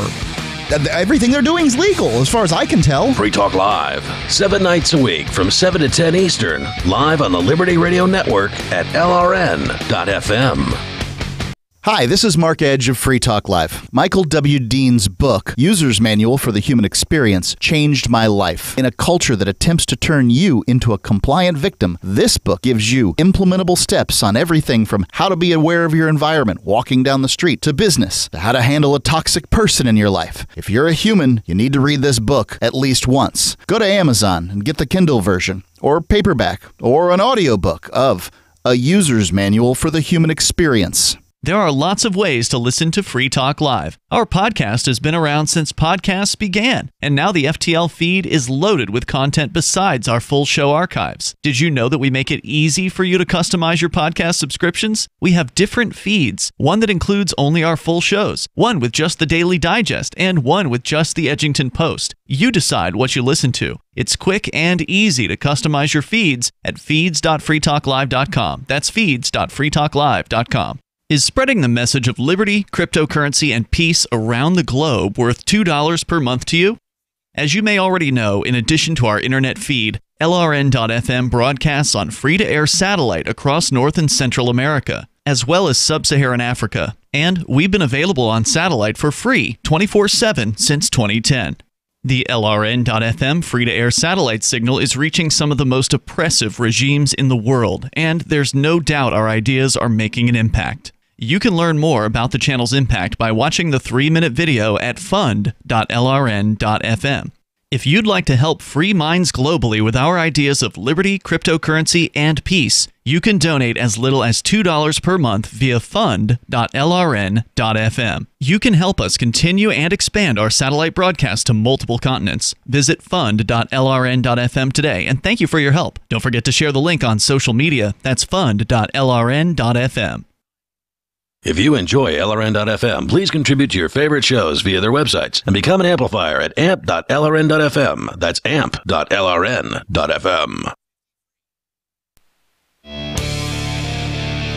This is Free Talk Live. 855-450-FREE. That's 855-450-3733. You can call in and bring up whatever is on your mind and talk with us. We are talking about space robots and space and robots and possible alchemist. And tourism. Tourism, yes. Yep. Robots with Tourette's, maybe. Again, you can join us. 855-450-FREE. The us in studio is Darryl. And Chris. And you can also join us on the Twitch, which is a place where you can go and you can watch the live stream, where we've got a thing that may or may not be a robot that watches us when we have certain things turned on, and then you can watch us as well. Twitch.freetalklive.com, and there's chat room built into that. And if you're an Amazon Prime subscriber, you get one free Twitch subscription each month. You do have to keep renewing that subscription. And then if you subscribe to us, and we would like you to do that, we do wind up getting a little bit of something, and it's no extra out of your pocket. So we were talking about this company called Made in Space and their idea for floating robot factories that will build satellite spaceships and other space robot factories, possibly. Well, yeah, that's the end goal. But immediately, instead of us launching very complex and heavy things into Earth orbit, what we could do is have a company like that manufacture those things in orbit, so it doesn't have to put up with the stress of launch and all that good stuff. So, and for me, it's exciting because I think 3D printing is a real key to space exploration. And then that got us onto the topic of Virgin Galactic and space tourism. And I said, I don't think it's ever going to happen. Yeah. Just because I've been hearing about it for so long. And it's always right around the corner. It's just like the economic collapse in the United States. It's 6 months, the dollar's going to be worth zero, and the federal government's just going to collapse. So stock up on food, bread, rice, grains, this, that, the other thing, because it's all going to where. Right. So 6 months, and it's been a decade that I've been hearing that. So what's the first article I pull up when I'm searching for Richard Branson in a timeline? From space.com, Richard Branson won't fly in space in 6 months, Virgin Galactic president says. So, based on their last projected time that they were going to be ready for launch. What's the date on that article? This was about 6 months ago, so call it October 13th, 2017. I've got one dated June 21st of this year from spaceflightinsider.com. And? Headline, Virgin Galactic's VSS Unity could be just months away from first space flight. Just months away. Could be. Could be. Yeah, I could be. Lots of things. I could be an Olympian. I'm not one. It's probably not going to happen, but I could be. Yeah. And so let's actually jump into this article and try to dissect it a little bit, like we've dissected those robots. Following a successful second supersonic test flight of the Virgin spaceship, the VSS Unity, Richard Branson's Virgin Galactic spacecraft could be on the verge of becoming the first privately funded spacecraft to carry humans into space since Spaceship One some 14 years ago. Spaceship One made its initial flight in October 2004 after winning the $10 million Ansari X Prize for repeated flights of a privately developed reusable suborbital spaceship. The design of Virgin Galactic's VSS Unity is based on Spaceship One. There we go. On May 29th, just 54 days after completing the first successful supersonic flight of VSS Unity, the spacecraft was attached to its mothership, the VMS Eve, and taken to its launch point, 46,500 feet above the Mojave Desert, where it was released. Pilots Dave Mackey and Mark Forger-Stuckey then fired the spacecraft's single engine and headed aloft. Burning its unique fuel mix of HTPB, a rubber-based solid fuel, and nitrous oxide, the spacecraft soared to an altitude of approximately 114,000 feet and reached a new top speed of Mach 1.9. The crew then deployed the spacecraft's unique feathering system to slow it down during the re-entry, and then reconfigured the spacecraft to an aircraft-like configuration to land back at the Mojave Air and Spaceport. A news release from the company said, "It was great to see our beautiful spaceship back in the air and to share the moment with the talented team who are taking us step by step to space. Seeing Unity soar upwards at supersonic speeds is inspiring and absolutely breathtaking. We're getting ever closer to realizing our goals. Congratulations to the whole team." That's interesting. So, again, it's still going back to the original X Prize, and that was won by the Scaled Composites, I think was the company. That was Burt Rutan's company. He's a well-known designer of aircraft, been around for decades and decades, and that was the design that Richard Branson goes with. Right. But, again, you know, it's just endless delay after delay after delay, and this is where he reminds me of Elon Musk. Yes, we are going to have the Model 3 Tesla out any day now. Oh, and isn't Elon Musk supposed to be sending people to Mars in like 3.5 years or something? Right, of course. Yeah, let's continue this discussion, but first to the phones, 855-450-FREE. We've got Carl calling in from New Jersey, listening to us on 1450 AM. Carl, you're on Free Talk Live. Go ahead with your thoughts. Thanks for taking my call. It's summer. Most all the schools systems in New Jersey are out. The teachers have summers off. But what I'm calling about, the last school meeting, a little over a week ago, I'm sitting there, and they got all these young Spanish students there, and they're the dumbest ones. I'm telling you, they are so dumb. They can speak Spanish. They cannot read or write it. And Egg Harbor Township is teaching them how to read and write Spanish. And they get up there, and with great difficulty, they try to speak English. Well, can I ask real quickly? Yeah. Yeah. How do you know they're from Spain? No, they look like they're from the southern border. Well, you started off by saying they're Spanish, so I assumed you were able to look at them and recognize that they were from the country of Spain. No, they look like they were from below the border. They look that way. Yeah, and guess what? I have a feeling their moms and dads can speak Spanish and can't read or write it either. So how do you know that they're not exchange students of some sort? Well, because they didn't say they were. Did you ask them, or did you just speculate because you saw somebody that might have looked a little different? We're getting a little confused because he says they don't speak English, so you couldn't know where they're from. We don't have exchange students that are that young. No. And how young were these students? Well, some of them they look like they're 7, 8 years old, and some of them are in high school. Okay. But like again, I said, they and they're getting the Egg Harbor Township's getting an award from Trenton, New Jersey, for their great model of teaching Spanish, not to people that speak English. No, to the ones that speak Spanish. And so, how are they going to assimilate? So they're teaching Spanish children how to speak Spanish? Well, they teach American students how to speak English. No. No. Not very well. Teach them to read and write Spanish. They can speak Spanish. Right, but Carl, when I was in public school, I took 12 years of English that taught me how to read and write English. So I guess what we're talking about here, let me ask Go ahead. Let me ask you a question.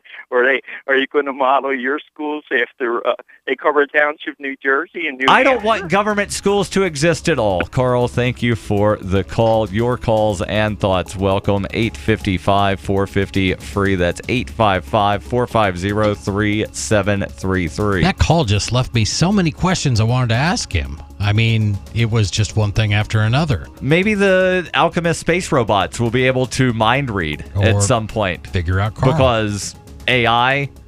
Right. Okay, Google. This is Free Talk Live.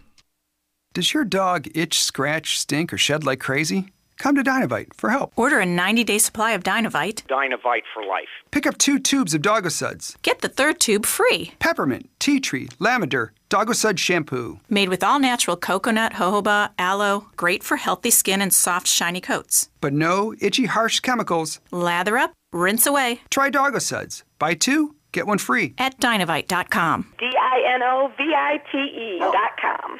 Cryptocurrencies are successful because of good technology. The liberty-loving voluntarists who founded Zencash in 2017 took the best tech, like zero-knowledge anonymity and decentralized autonomous organizations, and are creating a secure platform for money, messages, and media that can be sent to anyone, anywhere in the world. Zencash is a cryptocurrency dedicated to peace, anonymity, and decentralization. Find out more at zencash.com. That's zencash.com. Most of you know that heart disease is the #1 silent killer in the U.S. What if I told you for just $54.95 a month you could fight against heart disease naturally? At Heart and Body Extract, we've been helping thousands of people get back to a healthier heart. Don't just take my word for it. Check out all of the success stories at hbextract.com, or to order, call 866-295-5305. That's 866-295-5305. hbextract.com. Don't risk it when you can take charge of it. Hunters, anglers, campers, and survivalists. Get back to nature. Expand your horizons with the highest quality, most versatile, unique slingshots and sling bows on the market at slingbow.com. Slingbow products are compact and models start from just $17.98. They're perfect for your bug out bag or storing in your vehicle. Give yourself and your loved ones the excitement and tradition of Slingbow, a new frontier in archery and truly modern twist on this primitive survival tool. Feel the thrill only at slingbow.com.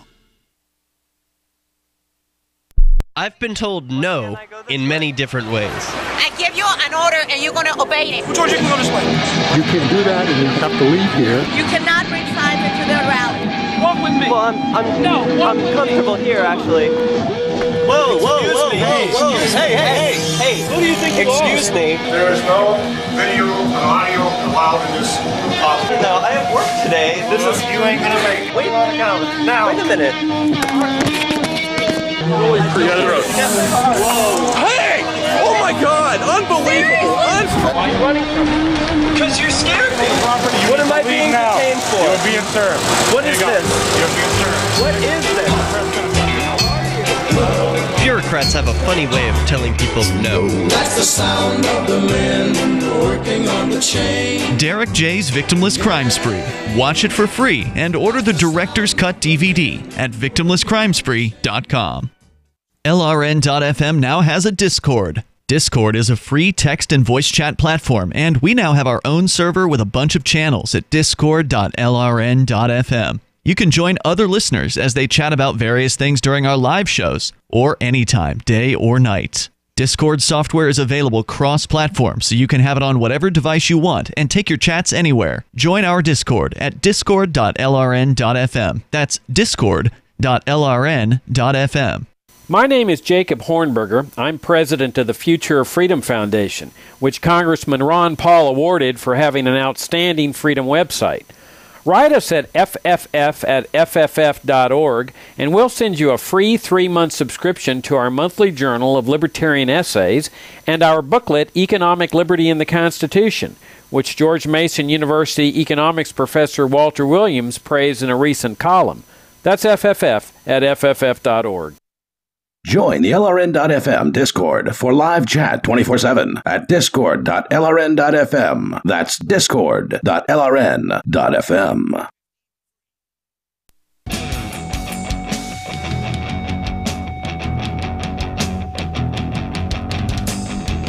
This is Free Talk Live.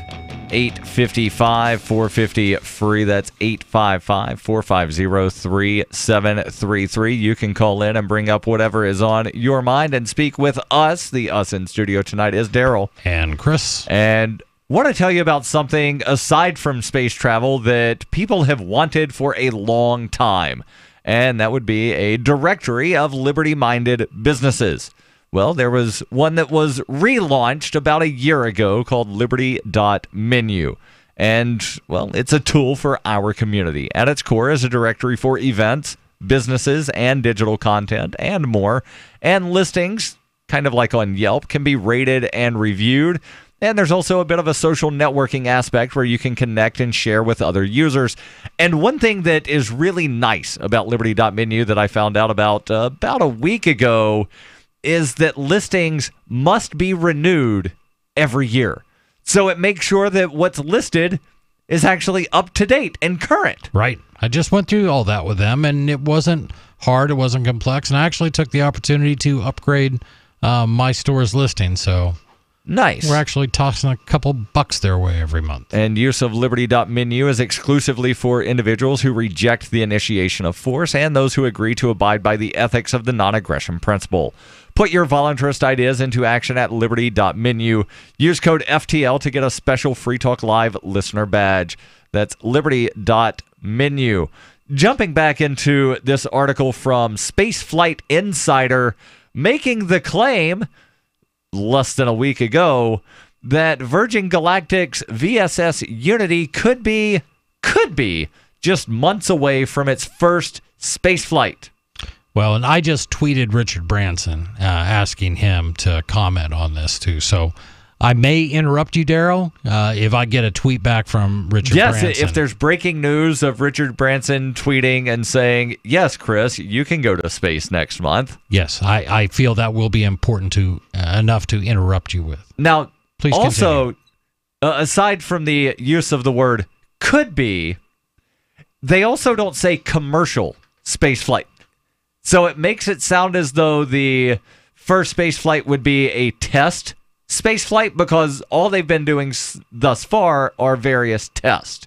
Roughly 2 months ago, they had the first successful supersonic flight of the VSS Unity, and then sometime basically last week, May 29th is when they did that second test, which was 54 days after the first test.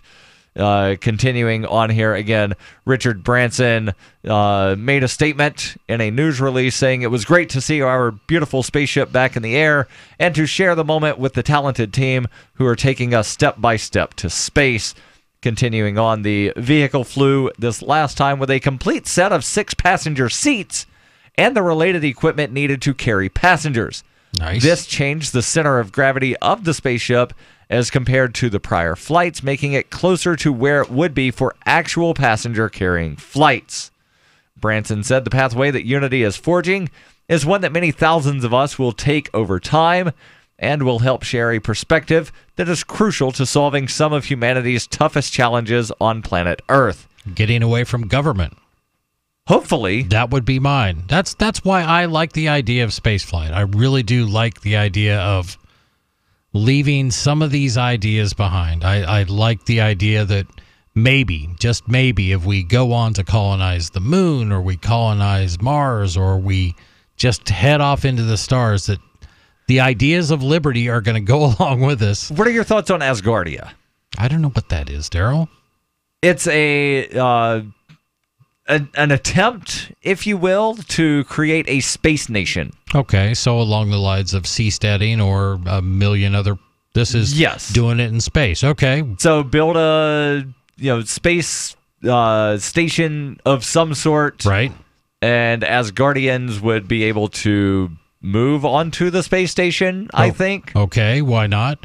I think it's a wonderful idea. They've got a constitution. Of course they do. So it's not a complete absence of government, but they are trying to, to some extent, do some kind of libertarian-ish sort of thing. I know a lot of libertarians that are excited about Asgardia. Well, yeah, you can get excited about a lot of projects that we have, and there's projects to, buy some land from a country to create your own space free of government. And their ideas. Could I buy the Mariana Trench? You can have it, Darryl. If you want to live down there, 28,000 feet, be my guest. Now I just I think it's longer. Now I just need a bunch of pumps and then pump out all of the water. Dude, talk to the flat earthers. You can pump it right over the edge. Yes. But yeah, there's always these... No, you can't because there's the dome. Oh, well, they'll work with you on that. But the idea of creating a libertarian society, either on private land or on your own island or a floating city in the sea, these are all great ideas, and I think any of them would go. The problem is number one, the amount of money that it takes to actually bring some of these things to fruition, and I dare say that without things like 3D printing, the idea of Asgardia is the most expensive proposal I've heard of yet. Could we 3D print a yellow submarine? Yes, Darryl. And then all live in it? Because the Beatles envisioned that like 50 years ago. See, now you're even being pedantic with Beatles songs. You are literally... It's a form of seasteading. Right. It is a form of seasteading. Yeah. To 3D print a yellow submarine that we all live in. But how do we get to that point? How do we get some group of people to be able to try this experiment? And those of us who believe in the ideas of liberty believe that it would be successful. The question is in a world where every acre of the earth is under the control of some government, how do you get there? I totally heard that in Epic Movie Voice Guy voice. In a world where every acre is controlled by government, what do you do? Let's go to the phones is what we're going to do, and we're going to talk to David calling in from San Francisco. David, you're on Free Talk Live. Go ahead with your thoughts. Yeah, how are you? Yeah, there's a couple of things that I'm always stumped about with libertarians on this. Sure. First of all, I'm a Green Party, right? And so we basically try to stick with science, as opposed to politics. Okay. So that's where pollution comes in, and this is where the big lie about, like Scott Pruitt is. He's saying that liberals are against pollution. No, anybody in their right mind is against poison in the river. Right, agree with that. It's not a political issue if you want to stop somebody dumping raw waste into the drinking water. That's pretty amazing. And the fact that government is not stopping it, and that there are aspects of government that actually give permits to do it. It's pretty profound. Let me throw a propose just a thought experiment out at you. I've got this parcel of land, and I know that for me to develop it into what I want to develop it into, which is going to be a huge homeless city, someplace to house people that don't have housing. And it's going to be, eventually, it's going to be able to be self-sustaining, and it will be able to grow its own crops, and we're going to do solar energy and all sorts of things like that. Okay? I'm talking utopian, but just, does that make sense so far? This is my dream. This is what I want to do. What tribes have gone through for 10,000 years, or how long as humans have been around. Right? I understand. So I'm going to create this thing, but here's the rub. For me to spin this thing up, there's going to be some things that I need to do at the site, on the site, to be able to do it quickly, within a couple of years instead of a couple decades, and that's going to create a lot of pollution in the short term. Now, part of me doing this is going to be part of this. What kind of pollution are you talking? Are you talking about something that's going to be around for 10,000 years? And I'm saying it's going to be... Nobody's going to take responsibility? It's going to be stinky stuff that's going to go into the river. That's going to go on for a couple years, and then after that, it'll be stinky factories for a couple years after that. But then as it ramps up, then the pollution decreases, and it eventually pretty much goes to zero. So... What's that? According to what records? What? In other words, I would say according to the record of the industrial revolution. That's what happened there. Well, are you for or against pollution? Let's say it that way. I am very much against the idea of pollution, but I also understand for us to. There's a difference between the idea of it and the actual stuff. No, yeah, of course, everybody's going to say I don't want it in my neighborhood. And I don't want it in any neighborhood, but I also recognize that for some civilizations at certain points, they are going to be higher polluters than they want to be. And as they become wealthier, the pollution levels drop and decrease. Hold on, David. Hold on.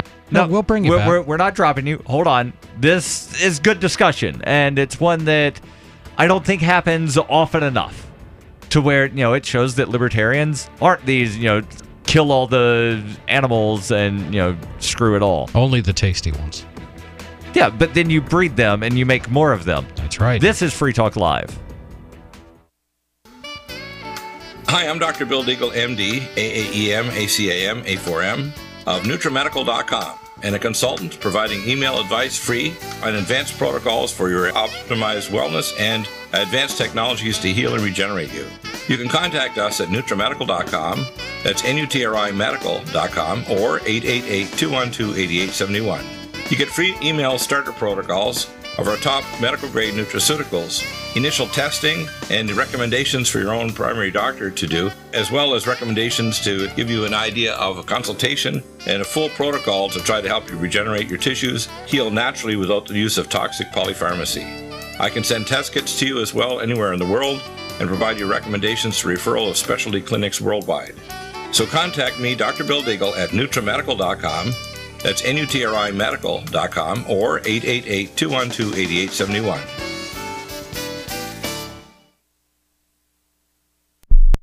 Radio is the most personal of mediums. I exist right now in your head. If you listen to Free Talk Live regularly, you know me. Free Talk Live is on more than 160 radio stations around the U.S. and has been downloaded on every continent around the world. Hundreds of thousands of listeners with ad packages from $600 a month to $6,000 a month. Imagine what we can do for your business, project, website, or idea. Email me, mark@freetalklive.com. The three most important things you can do for Free Talk Live are: 1, share one episode a week on Facebook or in some other social networking site. 2, buy the things you buy online through shop.freetalklive.com. 3, give $5 a month to the AMP program. It's my firm belief that Free Talk Live's AMP program is the best use of your charitable dollar among liberty-oriented organizations. Support all the organizations you love, but make sure you give $5 a month to AMP at amp.freetalklive.com.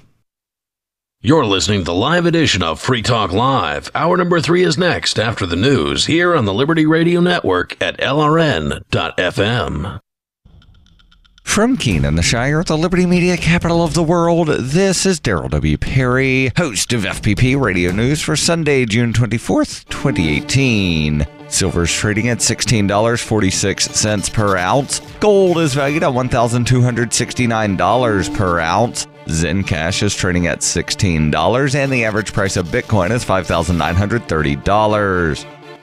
Antiwar.com reports officials from the Saudi and UAE-led coalition attacking Yemen's port city of Hodeidah are promising a comprehensive plan that they say will both protect civilians from undue casualties and ultimately provide aid to the population after the city falls. This mostly involves dropping leaflets telling the population not to resist, though the UAE officials say that truckloads of aid from the southern port of Aden are being sent north to Hodeidah to feed people in captured territory. Ironically, Hodeidah is the main aid port into Yemen, though the offensive is making aid deliveries difficult. Coalition officials say they are prepared to repair the seaport in Hodeidah after they capture it if the rebels have destroyed it. This is clearly not going to happen, of course, but Saudi warplanes have destroyed parts of the port several times during the war, and it's entirely likely that as the fighting gets deeper into the city, these airstrikes will do even more damage. Hodeidah's civilian population isn't taking any chances, though, according to international officials. As the offensive moves away from the city's outskirts and into populated areas, more than 30,000 civilians have already fled, with large numbers more to follow. Many are fleeing to the capital of Sana'a, but in practice, most are just fleeing wherever they think they can escape the fighting. Given how limited aid supplies are in northern Yemen, anywhere is risky for the civilians to flee to. Malnutrition is common everywhere, and if Hodeidah falls, much of North Yemen will have no source of food at all. UN officials have openly warned of a famine in that event. FPP Radio News is brought to you by Bitcoin Not Bombs. Bitcoin Not Bombs is a launching pad for nonprofits and social entrepreneurs into the financial freedom of the Bitcoin economy. Bitcoin Not Bombs offers premium publicity campaigns designed to facilitate an organization's adoption of Bitcoin as a payment system and to fully capitalize on that decision in their fundraising efforts. To learn more, visit bitcoinnotbombs.com.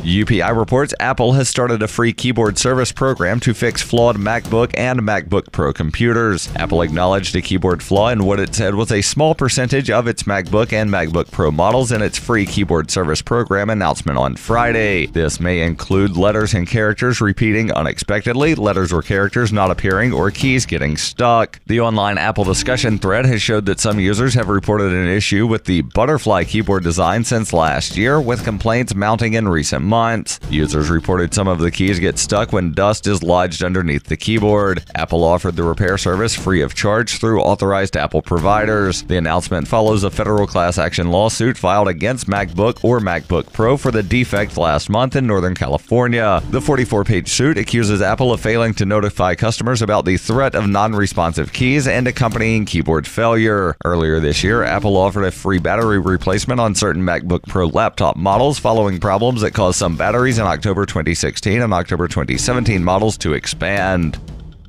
For over 40 years, Roberts & Roberts Brokerage has been a trusted source for buying and selling precious metals like gold and silver. And as a Bitcoin-preferred business, Roberts & Roberts Brokerage has removed the minimum purchase amount for all orders paid in the digital currency. Call Roberts & Roberts Brokerage today for knowledgeable advice on buying and selling precious metals and a forward-thinking approach to new technologies. 800-874-9760 or visit online at rrbi.co. Reuters reports White House spokeswoman Sarah Sanders said on Saturday that she had been asked to leave a Virginia restaurant the night before because she worked for President Donald Trump. Sanders said on the official press secretary Twitter account, "Last night I was told by the owner of Red Hen in Lexington, Virginia to leave because I work for @POTUS, and I politely left." On Saturday, the owner of the Red Hen confirmed the incident and said she stood by her decision to refuse service to Sanders. The Washington Post reported that Stephanie Wilkinson said, "Absolutely yes, we just felt there are moments in time when people need to live their convictions." Several thousand people have posted messages of support and criticism of the restaurant for the move on its Yelp page. Earlier this week, Department of Homeland Security Secretary Christian Nielsen was confronted by protesters at a Mexican restaurant in Washington, D.C. Protesters yelled, "Shame, shame," and it came as the Trump administration defended its hardline immigration policy at the U.S.-Mexico border. This has been FPP Radio News, online at fppradio.com. Markets went into a frenzy today after the price of money suddenly skyrocketed to $90 a dollar. Onion reporters spoke to economics professor Mark Cosgrave about the soaring cost of U.S. currency and the impact of increasingly unpredictable dollar-to-dollar rates. Right now, money prices are steeply rising with no signs of slowing down. This morning alone, the price of dollars nearly tripled, with 1 cent worth approximately $6. That's exponentially higher than even a week ago when money was trading at roughly $53 on the dollar. To put it bluntly, we're now in the midst of a national economic crisis. According to Cosgrave, the abrupt spike in dollar prices initially caused many Americans to hold on to their money, hoping that the $90 cost of dollars would soon dip back down. But as prices continued to climb, investors panicked and began purchasing as much money as possible. But with the cost of quarters hitting $4.97 and the $5 bill jumping to a 12-year high of $372, the days when you could get $30 or $40 for just a couple of bucks are unfortunately long gone. This is the Onion News Network.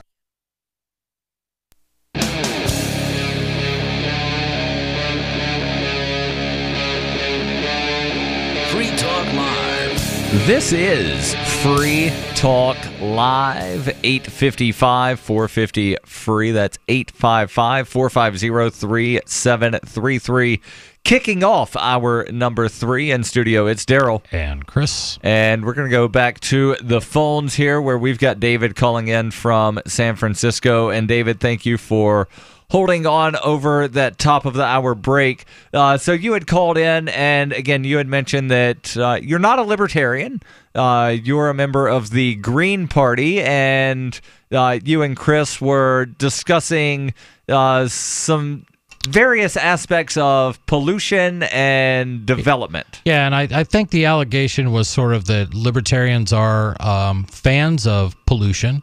And my counterpoint or counter to that, I would just say, is that I recognize that as societies grow, they are certainly going to go through phases as we get more technologically advanced, that pollution is going to be a necessary byproduct of our activities if we are indeed to advance.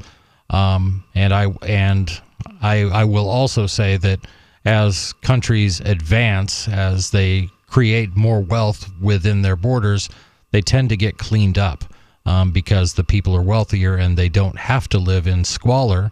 For example, I can burn wood in my highly efficient wood stove, which is something like EPA rated at 86% efficiency, releases virtually no particulates whatsoever, yet people who live naturally in Africa routinely burn dung, which is horrible, not only for the environment, but also for human health. So I'll turn it back over to you, David, and please continue with your thoughts. You on your the civilized societies, so-called, clean it up. If you go out, Richard Nixon, President Richard Nixon, down there in San Clemente, California, his back porch, his ocean view looks out into the upper right. You can see a nuclear power plant. That thing is trying to put hazardous wastes 150 feet from the shoreline. It wants to put, what would happen if a tidal wave ripped through there? Whether it's a tidal wave in 20 years or 50 years. Yeah. Well, I'm not so... And this is right close within the property line, virtually, certainly within property site of Richard Nixon's Orange County homeland. Well, to speak to that particular issue, sounds like a horrible idea, and I don't know why you would put up with something like that coming from Democrats and Republicans. Well, I work on trying to stop it, but the Republicans don't stop it. Libertarians, the first time I ran into libertarians was 1980, when Reagan was running, right? And it was, we were doing the petition drive to get various candidates on the ballot, and the libertarians were too, right? So I'd standing around in front of the grocery store with libertarians and various other parties, and we noticed everybody was like real eager in the very beginning, but then about April of 1980, the candidate, and I'm trying to think if his name was Clark. Yep, Ed Clark. He bought the rights to the Libertarian Party. So it wasn't as if libertarians believed anything anymore. He owned it. And the only way you could use the megaphone was to pay royalties. So the freedom of speech was marketed out by the Libertarian Party in 1980. And I think Jesse Ventura, when he ran for governor in Minnesota, he originally tried to do it as a libertarian, but then he ran into the same roadblock. I have not heard that Ed Clark had purchased any kind of naming rights to Libertarian Party, but the situation. He owned the party. He owned the party, and you couldn't use the megaphone without paying him royalty. Let me just say I want to get back to the nuclear power thing for a second, and I don't think, and I know that there are some libertarians that they're all in favor of nuclear power for some weird reason. I don't think that nuclear power would exist absent government. Well, it is. Oh, that's absolutely true. And the people in TVA land, down in Tennessee, Alabama, I'm not sure if Georgia, West Virginia, and Kentucky and whatnot, they got screwed by the original TVA, which ran the centrifuges to purify the radium and plutonium and whatnot. So the centrifuges that made the American nuclear power industry, as well as the world, were made on the TVA dime. Of course they were. And the people of Tennessee, all those areas that had dams that stole their land. Okay, so I just want to clear something up here. When we talk about nuclear energy, none of that stuff has been done on a free market basis. It all is under control of the government. Security. Not even national security. You had the inspiration for nuclear power coming out of the Manhattan Project, which was arguably, they will argue about national security. But I think if the libertarian answer to this is simple, do away with the Department of Energy completely, because we don't need it. It's a waste of time. You put, if nuclear power is financially viable, if it is financially viable to be a profitable business, then allow businesses to go into the nuclear power business and quit protecting them. And that's the issue. Government protects. So who's going to clean it up? No. What government does is protects who. Will you let me finish my thought? Well, I'm not hearing any cleanup. You're talking about you're talking about cleaning up the mess caused by government. No, the mess made by radioactivity laying around unattended, which was created by follow the logic. It was created by. You're saying steal it from government and then you hand it off to somebody who will be irresponsible? What I'm saying is do away with the Department of Energy, turn nuclear power, if it is even viable, if it is cost effective, then businesses will want to be in the nuclear power business, but remove the protections that they have. So what did you start out talking about? You talked about how these companies are protected. You've talked about that before. They're protected from being sued. They're protected from all this stuff. Make them fully accountable to lawsuits and everything else so that they have, if they want to create a long-term viable product, then they have to be thinking about how they're going to dispose of nuclear waste. And that had better be part of their consideration. I suspect when you bring that into it, nuclear power is probably not going to look as rosy as it may look today with all the protections that government provides. That's what I'm saying. But people were warning about this 50 years ago, and the top secrecy of it, because the Defense Department wanted to make bombs, sure, and they wanted to do it on the taxpayer dime by pretending that they were doing it for making nuclear power plants. You're all talking about government programs. Well, it's irresponsible government programs. Under Democrats and Republicans. Government programs are irresponsible, yes. I'm not saying all of them are. I am. In the early days of if you go to 1953, there was a postage stamp, Atoms for Peace. Right. And it was trying to tell America that it was safe to put a nuclear power plant down the street after we blew off a bomb and blew up a whole city. Hey, or two whole cities. Let me tell you where I'm from. I'm from Oregon. You're from California. Hello, fellow left coaster. I grew up just south of the Washington border, and right across that border in Washington State was the Tri-Cities, Washington, which is where Richland, Washington is, which is where the Hanford nuclear facility is. Now, if you know about nuclear waste and nuclear disasters, I believe Hanford is the largest Superfund site on the planet. It's an insane amount of horrific. I mean, basically, they couldn't figure out what to do with nuclear waste, so their idea was this: let's put it in barrels, and we'll just bury it, and we'll figure out what to do with it later.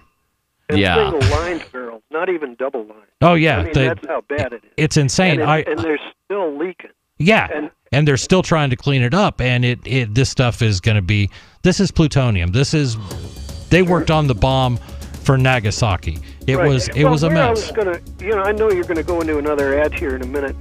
My biggest point is that we scientifically know how to clean this stuff up, but it's so expensive that the bean counters are going to say that we can't clean it up because it's too expensive. And David, that's why the longer you let it lay, the more expensive it gets. David, thank you for the call. Your calls and thoughts welcome. 855-450-FREE. What's more profitable, running your business or doing bookkeeping? Doing your business, of course, but you want to keep your books so that you can maximize your tax savings, right? What if I told you that there's a person that's a bookkeeper, accountant, and law school graduate that's also a hardcore libertarian? My name is Melanie Johnson, and I hate the state. I will aggressively help you to minimize your tax exposure and maximize profits, all while staying within the law. Melanie's your best choice for your taxes and bookkeeping needs. Go to tax.freetalklive.com and check out our website, tax.freetalklive.com.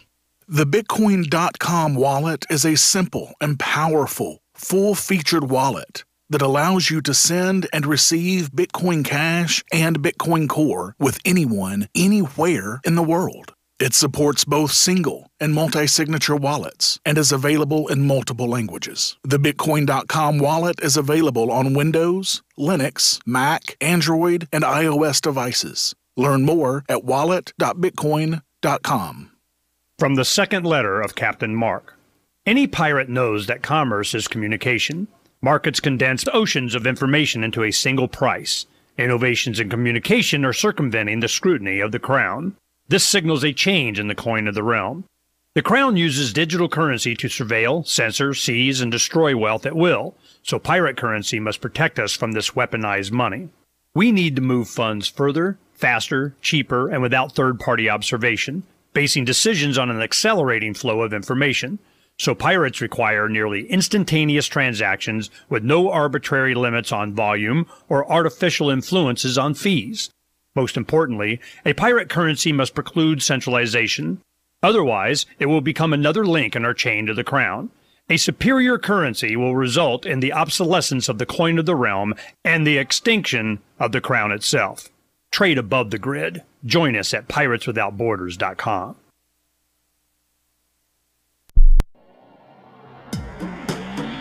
Free Press Publications is an independent, alternative media and publishing company founded in June 2009 with the mission of ensuring a free press for the freedom movement and is committed to spreading the message of peace, freedom, love, and liberty. FPP also gives new authors an avenue for publishing freedom-oriented material.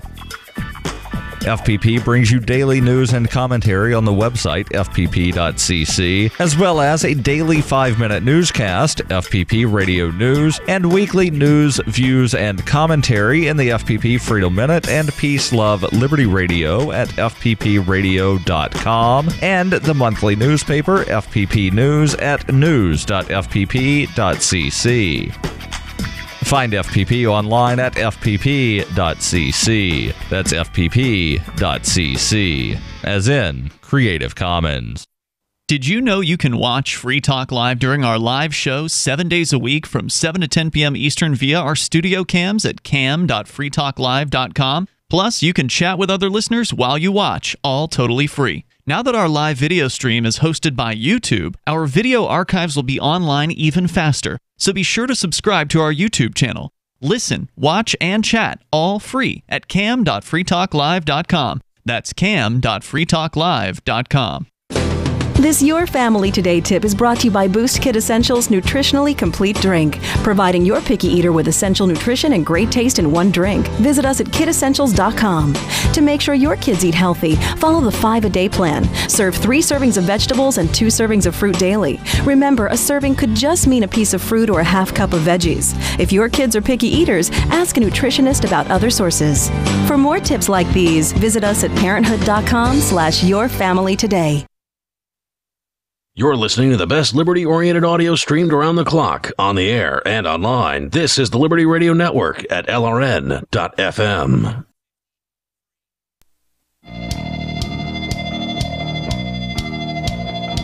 This is Free Talk Live.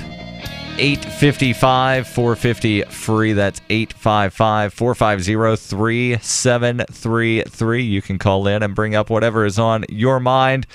And we've basically been all over the map tonight. Started off talking about the NFL players. Actually, there was an open letter to Donald Trump from some NFL players telling Trump who he should pardon.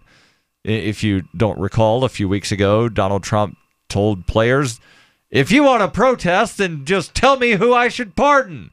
And I think he was doing it thinking that they're not actually going to come up with a list. Well, they came up with a fairly lengthy list for him.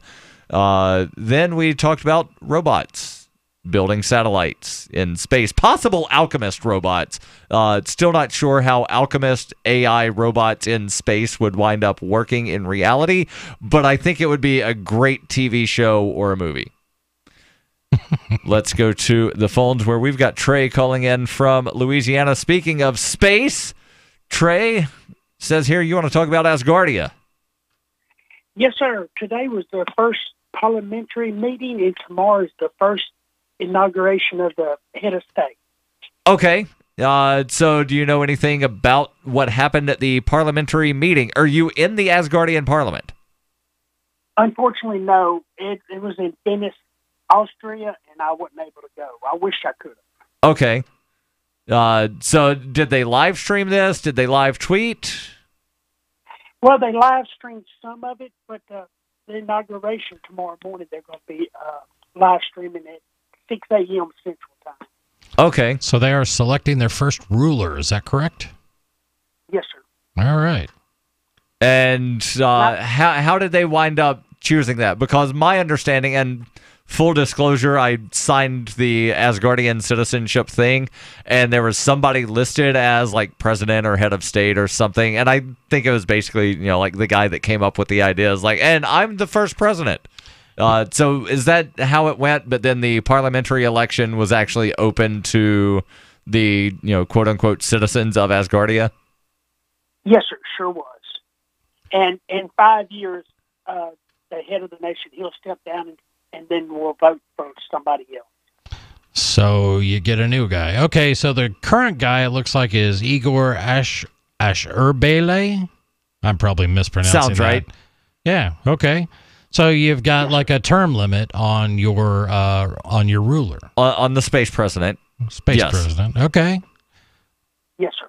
That's interesting. I was just wondering y'all's thoughts on it, I like the concept. I don't think I'll ever actually go live on the Asgardian space station because, well, I'm not so sure there's ever going to actually be an Asgardian space station. But anything that has less government and possibly away from the flying bombs of the American foreign government, I think is going to be better. I agree 100%. That's what I liked about it. Yeah. Well, right now, I guess the country of Asgardia exists as a part of a tracker on a satellite that is owned by the U.S. government. Yeah, they did put something up into space. I don't remember exactly what it was, but it's really, really tiny. Yeah. So Asgardia truly is a micronation. Interesting. Yeah. Trey, any final thoughts? Well, it says 172nd by population size.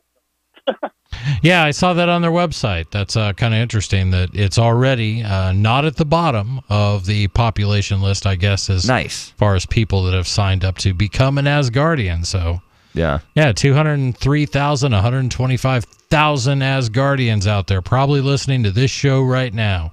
Interesting. Yeah. Trey, thank you for the call, and definitely keep us posted if you find out anything new about Asgardia, especially if they wind up having autonomous, artificial intelligent robot replicator alchemist that 3D print other alchemist robots. I guarantee you the fine country of Asgardia is going to definitely be thinking about 3D printing. If not, they should be.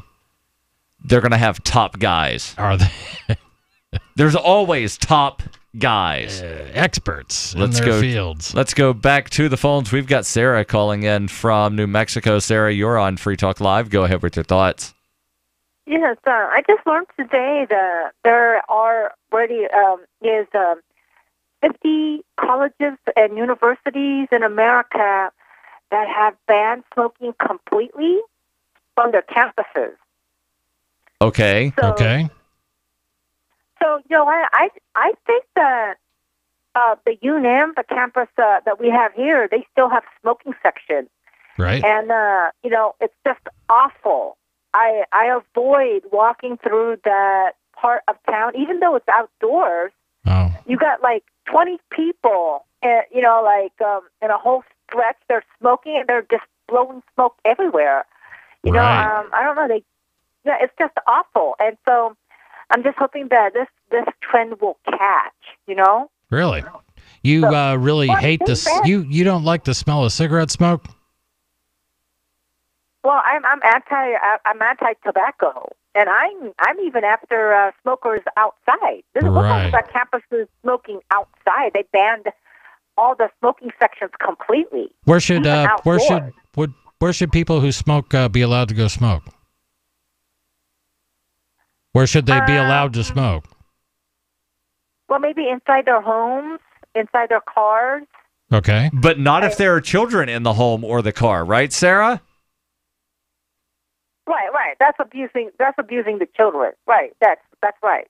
So I don't know. You know what? That we make smoking I've seen these smoking buildings. It's all white. You can't see anybody in it, and they complain. They open up all the doors and they stand outside and smoke. I mean, we give them these smoking rooms to kill themselves, and they don't want to go in there. They said I can't breathe. Well, that's the whole point. That's why they're smoking. Well, they can. Generally, the reason people say I can't breathe in the smoking room is it's not well ventilated, which is a huge problem. If you have a well ventilated room, and there are actually cigar bars in New Hampshire, and those things are very well ventilated. They've got all of these exhaust fans, and there's air circulating. I've been inside of a smoking room. There's actually one in the New Hampshire State House. And there's no air circulating through there. There's no ventilation. And that's really a problem. Yeah. Is if you put people in this, stagnant box and say, here's where you burn things. Right. I get it. And to be open and honest with you, I'm a proud smoker. I am a non-apologetic smoker. You can try to shame me all you want, Sarah. Feel free. And at some point, I'm going to quit. Oh, Sarah also shames people that drive cars. I understand that. But I will also, if Sarah and I were walking down the street and she was beside me, I know that Sarah doesn't like cigarette smoke, so I'm not going to smoke and blow smoke in her face. Now, in the same sentence, I will say that when you look at parts per billion of secondhand smoke particles outdoors, you're talking about some pretty trace amounts, and I don't know if all that science is quote-unquote settled that is really dangerous. I think most people are just offended by the smell. Sarah, thank you for the call. Your calls and thoughts welcome. 855-450-FREE. And that's what I don't like about the cigarettes is the darn smell. Yeah, it's a no-brainer. A Big Berkey water filter is the one you need, period. You need a water filter that removes chlorine, fluoride, pharmaceuticals, BPA, and other endocrine disruptors, pesticides, bacteria, viruses, and much more, right? And does it all at only 2 cents per gallon. Get the original, most trusted name in gravity water filtration, Big Berkey. And now GCN listeners receive 5% off ceramic filter systems using code GCN. Call or click 1-877-99-BERKEY or BigBerkeyWaterFilters.com. That's 1-877-99-BERKEY. If you like alkaline water, or know someone that does, you're going to love the Dillon Living Water Bottle. It creates alkaline water on the go while reducing plastic waste and saving you money. Made with surgical-grade stainless steel, the Dillon bottle increases the pH up to 9 to deliver both alkaline and antioxidant water anywhere you want it. Alkaline water is healthier, tastes better, and can even boost energy. The Dillon bottle makes it easy and affordable to be healthy and achieve optimal hydration. Get your Dillon bottle today at dyln.co. That's dyln.co. On Free Talk Live, we're bringing people to the ideas of liberty every day. From wrestling superstars like Glenn Jacobs. You guys really are having an impact, I believe. Like I said, a lot of where I am now is due to listening to Free Talk Live. You changed my mind on some very important issues years ago. To random people tuning in on the radio. I was kind of stuck in the left-right paradigm. I heard your show by chance on a Saturday night. From there, I went on, joined the Free State Project, and become an amplifier. So, I mean, that's really the reason why I amp is because I know that if it wasn't for you guys being on as many stations as you are, I never would have found the ideas of liberty. Your amp will directly change more lives by getting Free Talk Live in front of people looking for talk radio online and on the air. When you amp Free Talk Live, you get perks like access to the AMP-only Facebook group and AMP podcast. Visit amp.freetalklive.com. What do you shop for that you could otherwise buy at Amazon? Pretty much everything, right? Amazon has competitive pricing and they deliver, and that's a big plus. If you could plan ahead in your shopping, would you be interested in saving up to 33%? There's a catch. You have to do your shopping in Bitcoin. But imagine those savings. It's like a huge raise. All you have to do is go to saveitpurse.com. We've saved thousands, and you can too. Plan ahead and save. Saveitpurse.com. Did you know we've taken our LRN.FM telephone listen line to a new level with the LRN.FM audio on demand line? Now you can call 712-770-8447 anytime and listen to LRN.FM's live feed. And you can listen to a bunch of our original shows on demand. Long distance fees may apply. Just dial 712-770-8447 and choose from the menu. 712-770-8447. The Free State Project has reached its goal of 20,000 liberty lovers who've pledged to move to New Hampshire and get active to achieve liberty in our lifetime. Perhaps you're trying to figure out what part of New Hampshire should be your destination. If so, consider Keene. You'll find more than 150 reasons to move to Keene at move.freekeene.com. Keene is famous for its historic, publicity-generating activism, as well as being the liberty media capital of the world. It's home to freekeene.com, New Hampshire's destination for liberty activism, news, and opinion. For years, we've been compiling over 150 reasons to move to Keene at move.freekeene.com, where you'll learn about some of what's happening here and what makes Keene a great place to live. If you love liberty, you'll probably enjoy anywhere you end up in the Shire. But do your due diligence first. Please visit move.freekeene.com for the full list of over 150 reasons to move to Keene. That's move.freekeene.com. Do you love Twitter? Make sure you favorite the LRN.FM Twitter account so you can receive our tweets at twitter.lrn.fm. That's twitter.lrn.fm.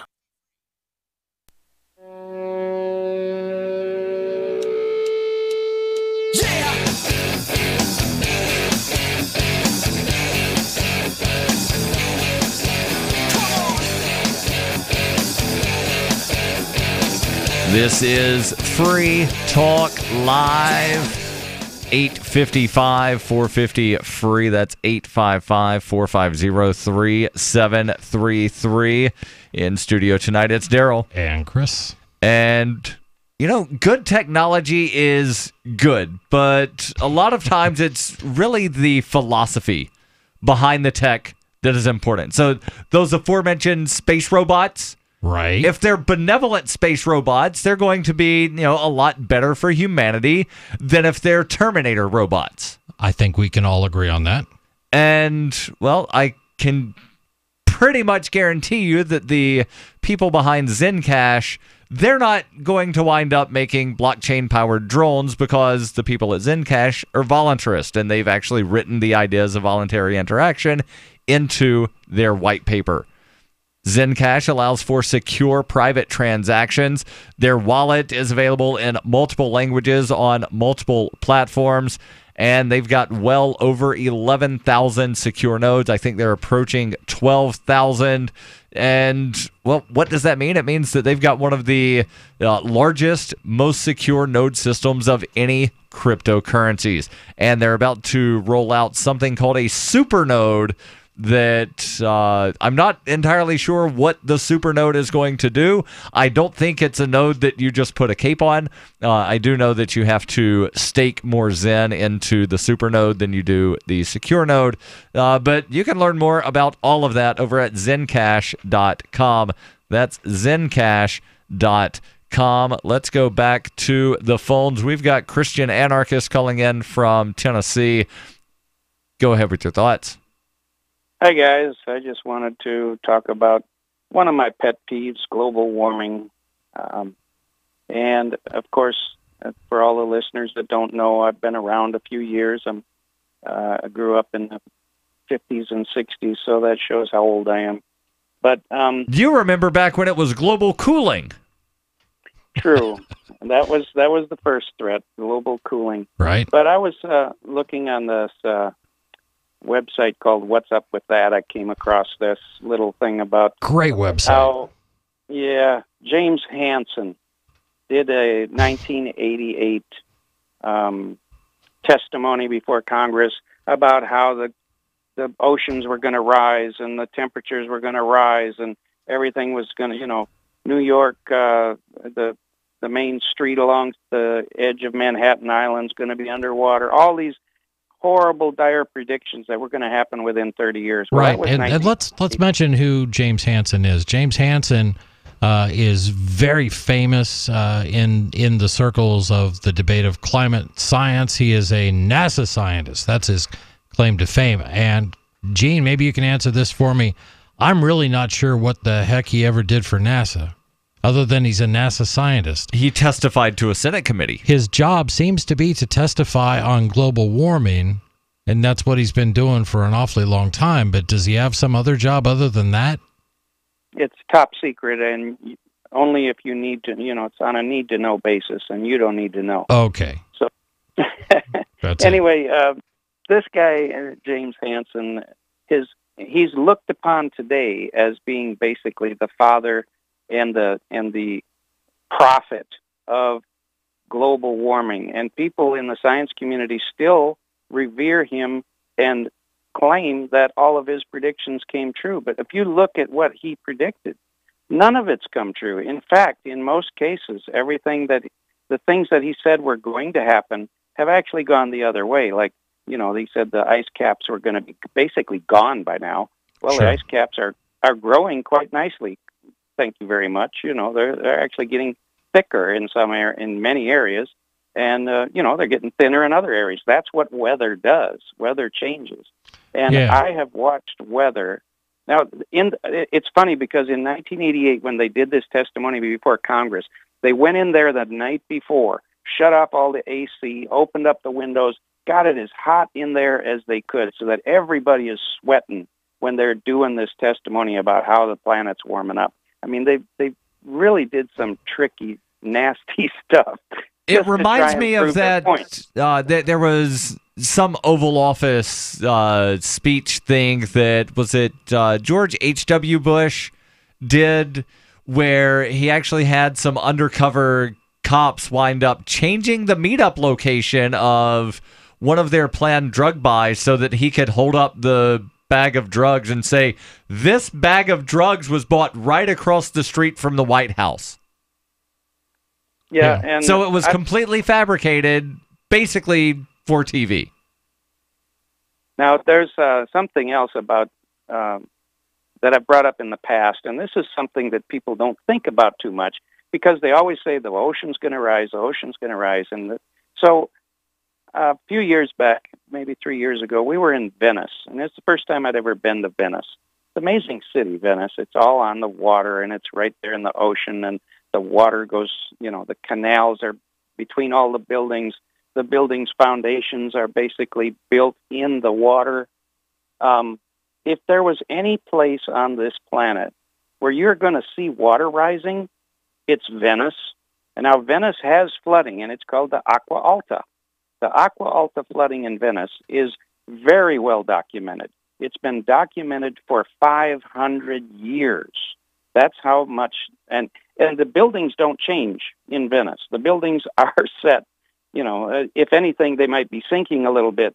But the point I'm getting at is you can draw a line on the buildings, and they have lines on the buildings that show the floods in 1492, the floods in, 1612, the Acqua Alta in 1800 and whatever. The lines are there. You can see there's a real rock solid science history behind the flooding in Venice. Can I change? And it's not getting worse. Right. I want to change this conversation just a hair, but here's what frustrates me, Gene, the most about the discussion of climate change and what are we going to do about it.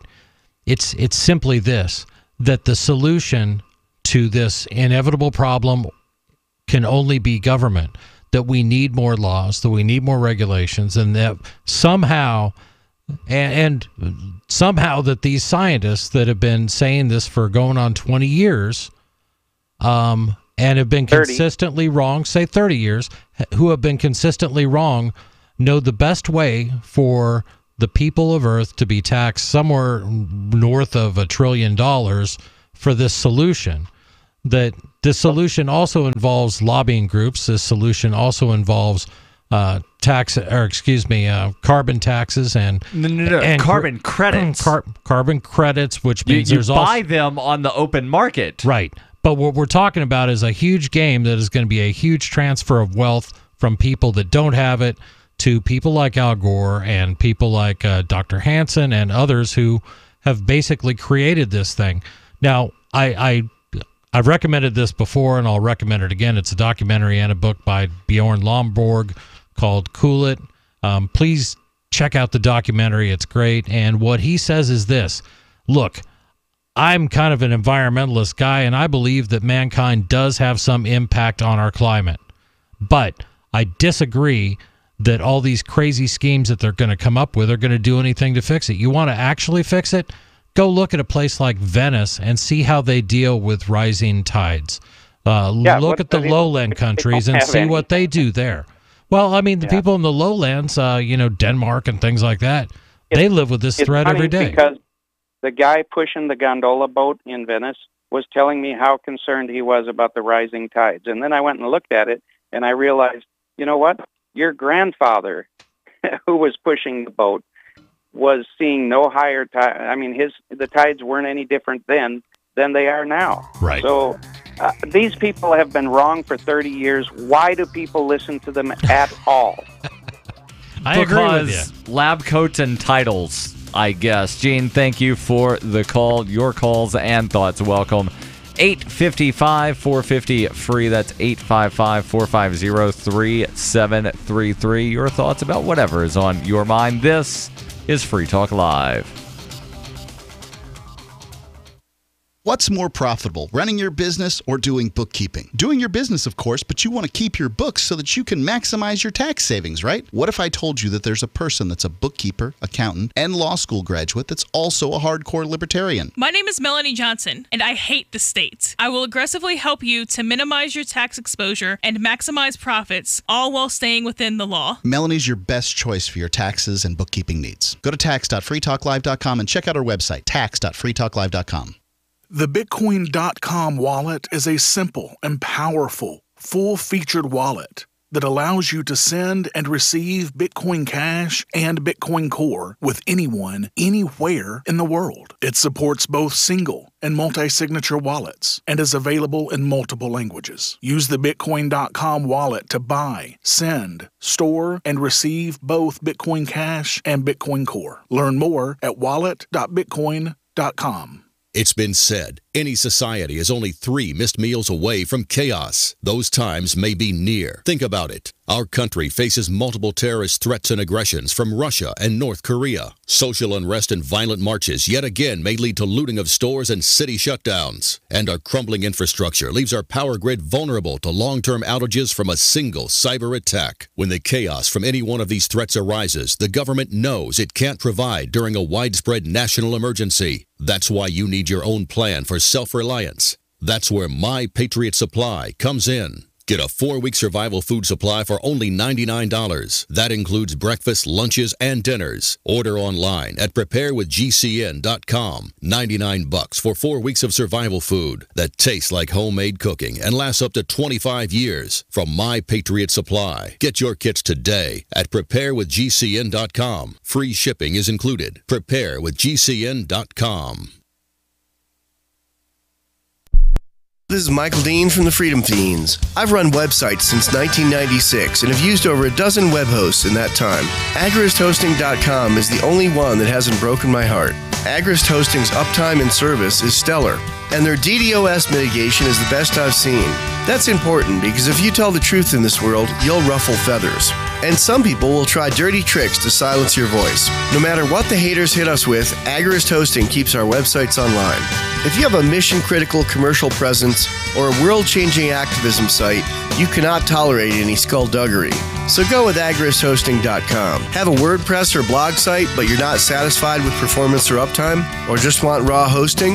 Want to pay with Bitcoin? Agrist Hosting specializes in high-performance hosting with personalized service. Go to agristhosting.com and click on the button that says Get Hosted. That's agristhosting.com.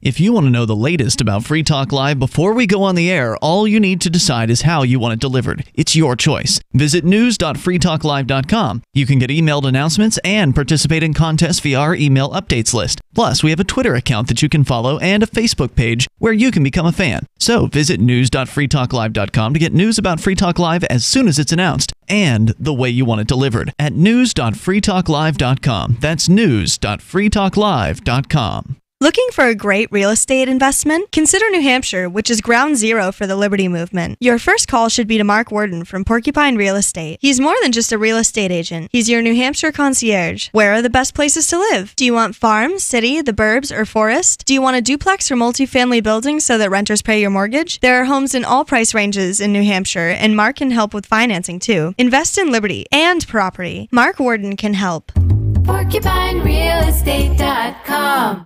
You can put the Liberty Radio Network on the air in your area. Visit broadcast.lrn.fm to learn how. Broadcast.lrn.fm.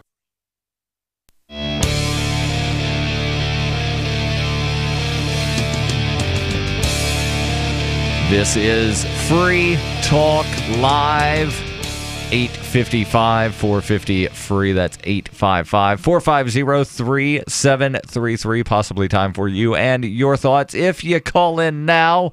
In studio tonight, it's been Darryl. And Chris. And, let's real quick talk about the inefficiency of government. Actually, we've been talking about that most of the night, but specifically the inefficiency of Congress. Headline from Reason: Senate can't muster votes to trim 0.08% of federal budget. Well, those small government Republicans. Hold on. We've got a Republican House. We've got a Republican Senate. We've got Republicans in the White House. At the head of every cabinet office. We've got a Republican president. We've got a Republican vice president. It just seems like if they were truly that they could probably come together and figure out how to trim less than 1% of the federal budget. Less than 1/10 of 1%. Oh, I'm sorry. 0.08%. I'm sorry. I didn't Not write 0.08 of the federal budget. I'm all for a federal government that is 0.08% the size of what it is today. A bill backed by the White House that would have cut a modest $15 billion in federal spending authority fell 2 votes shy of passage in the Senate on Wednesday. Unreal. The author says, as I explained when the bill cleared the House 2 weeks ago, the so-called rescission package actually cut just $1.1 billion in federal spending, with those cuts spread over the next 10 years.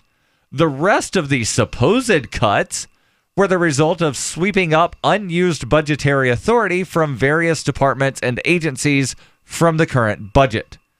So, what they were voting on was actually to cut $1.1 billion in spending, which would have amounted to 0.08% of the $1.3 trillion spending bill passed by Congress and signed by President Trump in March. Okay, I'm gonna call out Republicans, and just to lay my credentials out there, I spent most of my life as a Republican, from my military days back during Reagan, up until into the George Bush years, and even a little while after that. You mean the George W. Bush, not H.W. George W. Both of them. Yes. Both of them, damn it, Darryl. So I've been in Republican circles, and the one thing we always talk about is we need a smaller federal footprint. We need smaller government at every level. That is a core belief of Republicans. Right. So what do we have to show for it after, if you get rid of Obama, because that's what's been holding us back. I know we've had the House and the Senate for years, but it's the White House, and we're under that threat. He'll veto anything we throw up there. What is your excuse? What possible excuse do you Republicans have for continuing to be irresponsible with with everyone's taxpayer monies?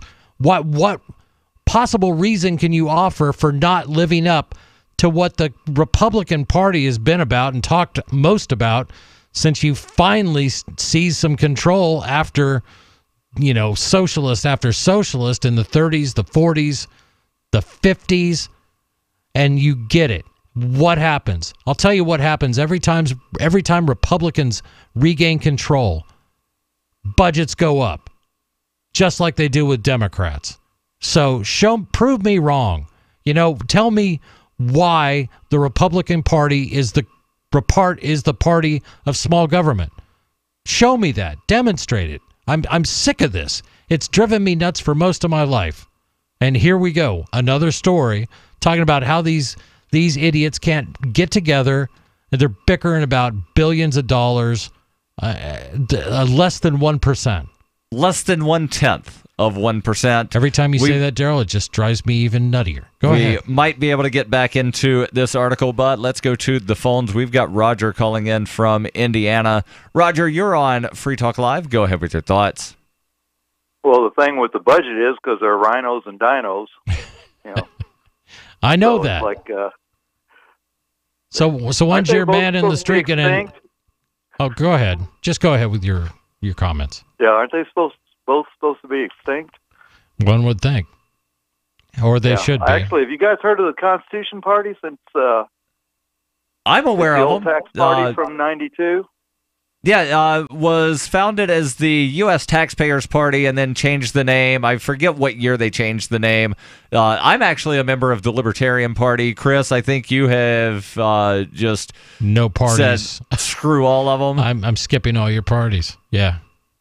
Well, actually, since the U.S. Constitution is the supreme law of the land, Article 6, if everybody was Constitution, if you're too far left or you're too far right, then it would be an unconstitutional bill, vote, et cetera, et cetera.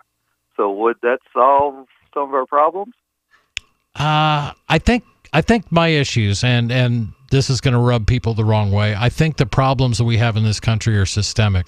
That some of the ideas that we baked into our Constitution originally have either allowed or prevented these types of things from happening. And that's not some amazing, insightful thing that I just came up with. That goes back to Lysander Spooner back in the 1800s. But I just don't know. I mean, how do you protect free speech and deny lobbyists and companies the ability to go to Washington and use their free speech to advance what's in their interest?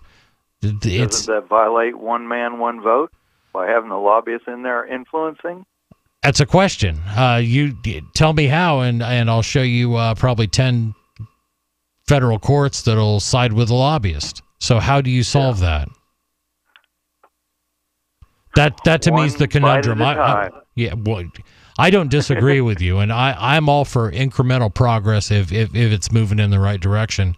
But again, I just feel like we're at this point where the system is so corrupted. It is so cronied up on every level. Right, and every issue is so tangled now to where if you talk about, I don't know, say eliminating the war on drugs, then people, but what about fill in the blank and this and that and the other thing, and then, you just want to abolish police? Right. Well, no, I said eliminate the war on drugs. Yes, I realize that's, somewhere near 2/3 of what they're actually doing. Right.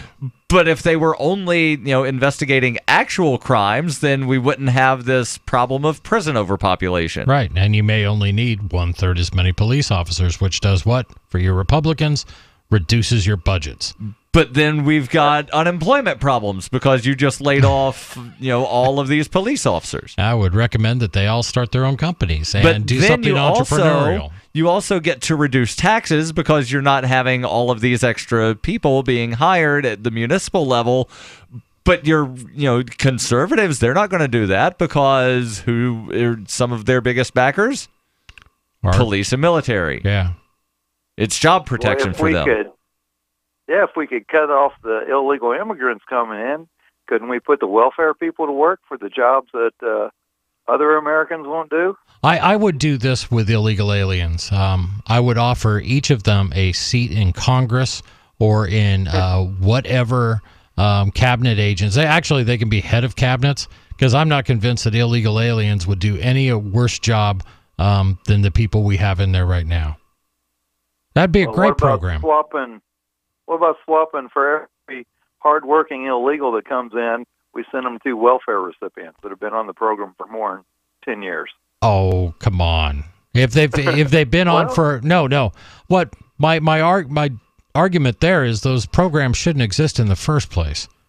That it's an inevitability that if you it's not a lifestyle. Yeah, if you offer people money not to work, there's always going to be a segment of the population that's going to go, what a great deal. Right. That's why there's a growing movement for supporting this thing called universal basic income of, oh, wait, so I just wind up getting money for existing and I don't actually have to do anything. And then I can call myself an artist. Yeah. I just, I don't always put the fault, and I think it is generational at this point, where we have family upon family that have always lived off of the government dole, the graft from big government.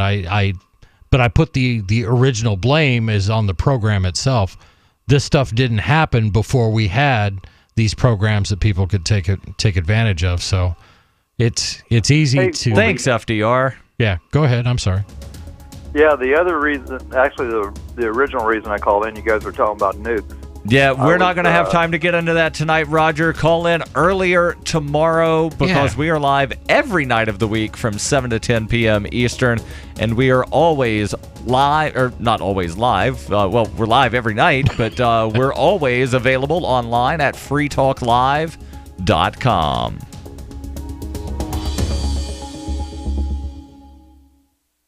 Is spreading the message of liberty, cryptocurrency, and peace around the globe worth $2 per month to you? As you may already know, in addition to our internet feed, LRN.FM broadcasts on free-to-air satellite across North and Central America, as well as Sub-Saharan Africa. And we've been available on satellite for free 24/7 since 2010. The LRN.FM free-to-air satellite signal is reaching some of the most oppressive regimes in the world, and there's no doubt our ideas are making an impact. You can learn more about the channel's impact by watching the 3-minute video at fund.lrn.fm. If you'd like to help free minds globally with our ideas of liberty, cryptocurrency, and peace, you can donate as little as $2 per month via fund.lrn.fm. You can help us continue and expand our satellite broadcast to multiple continents. Visit fund.lrn.fm today, and thank you for your help. Don't forget to share the link on social media. That's fund.lrn.fm. Are you tired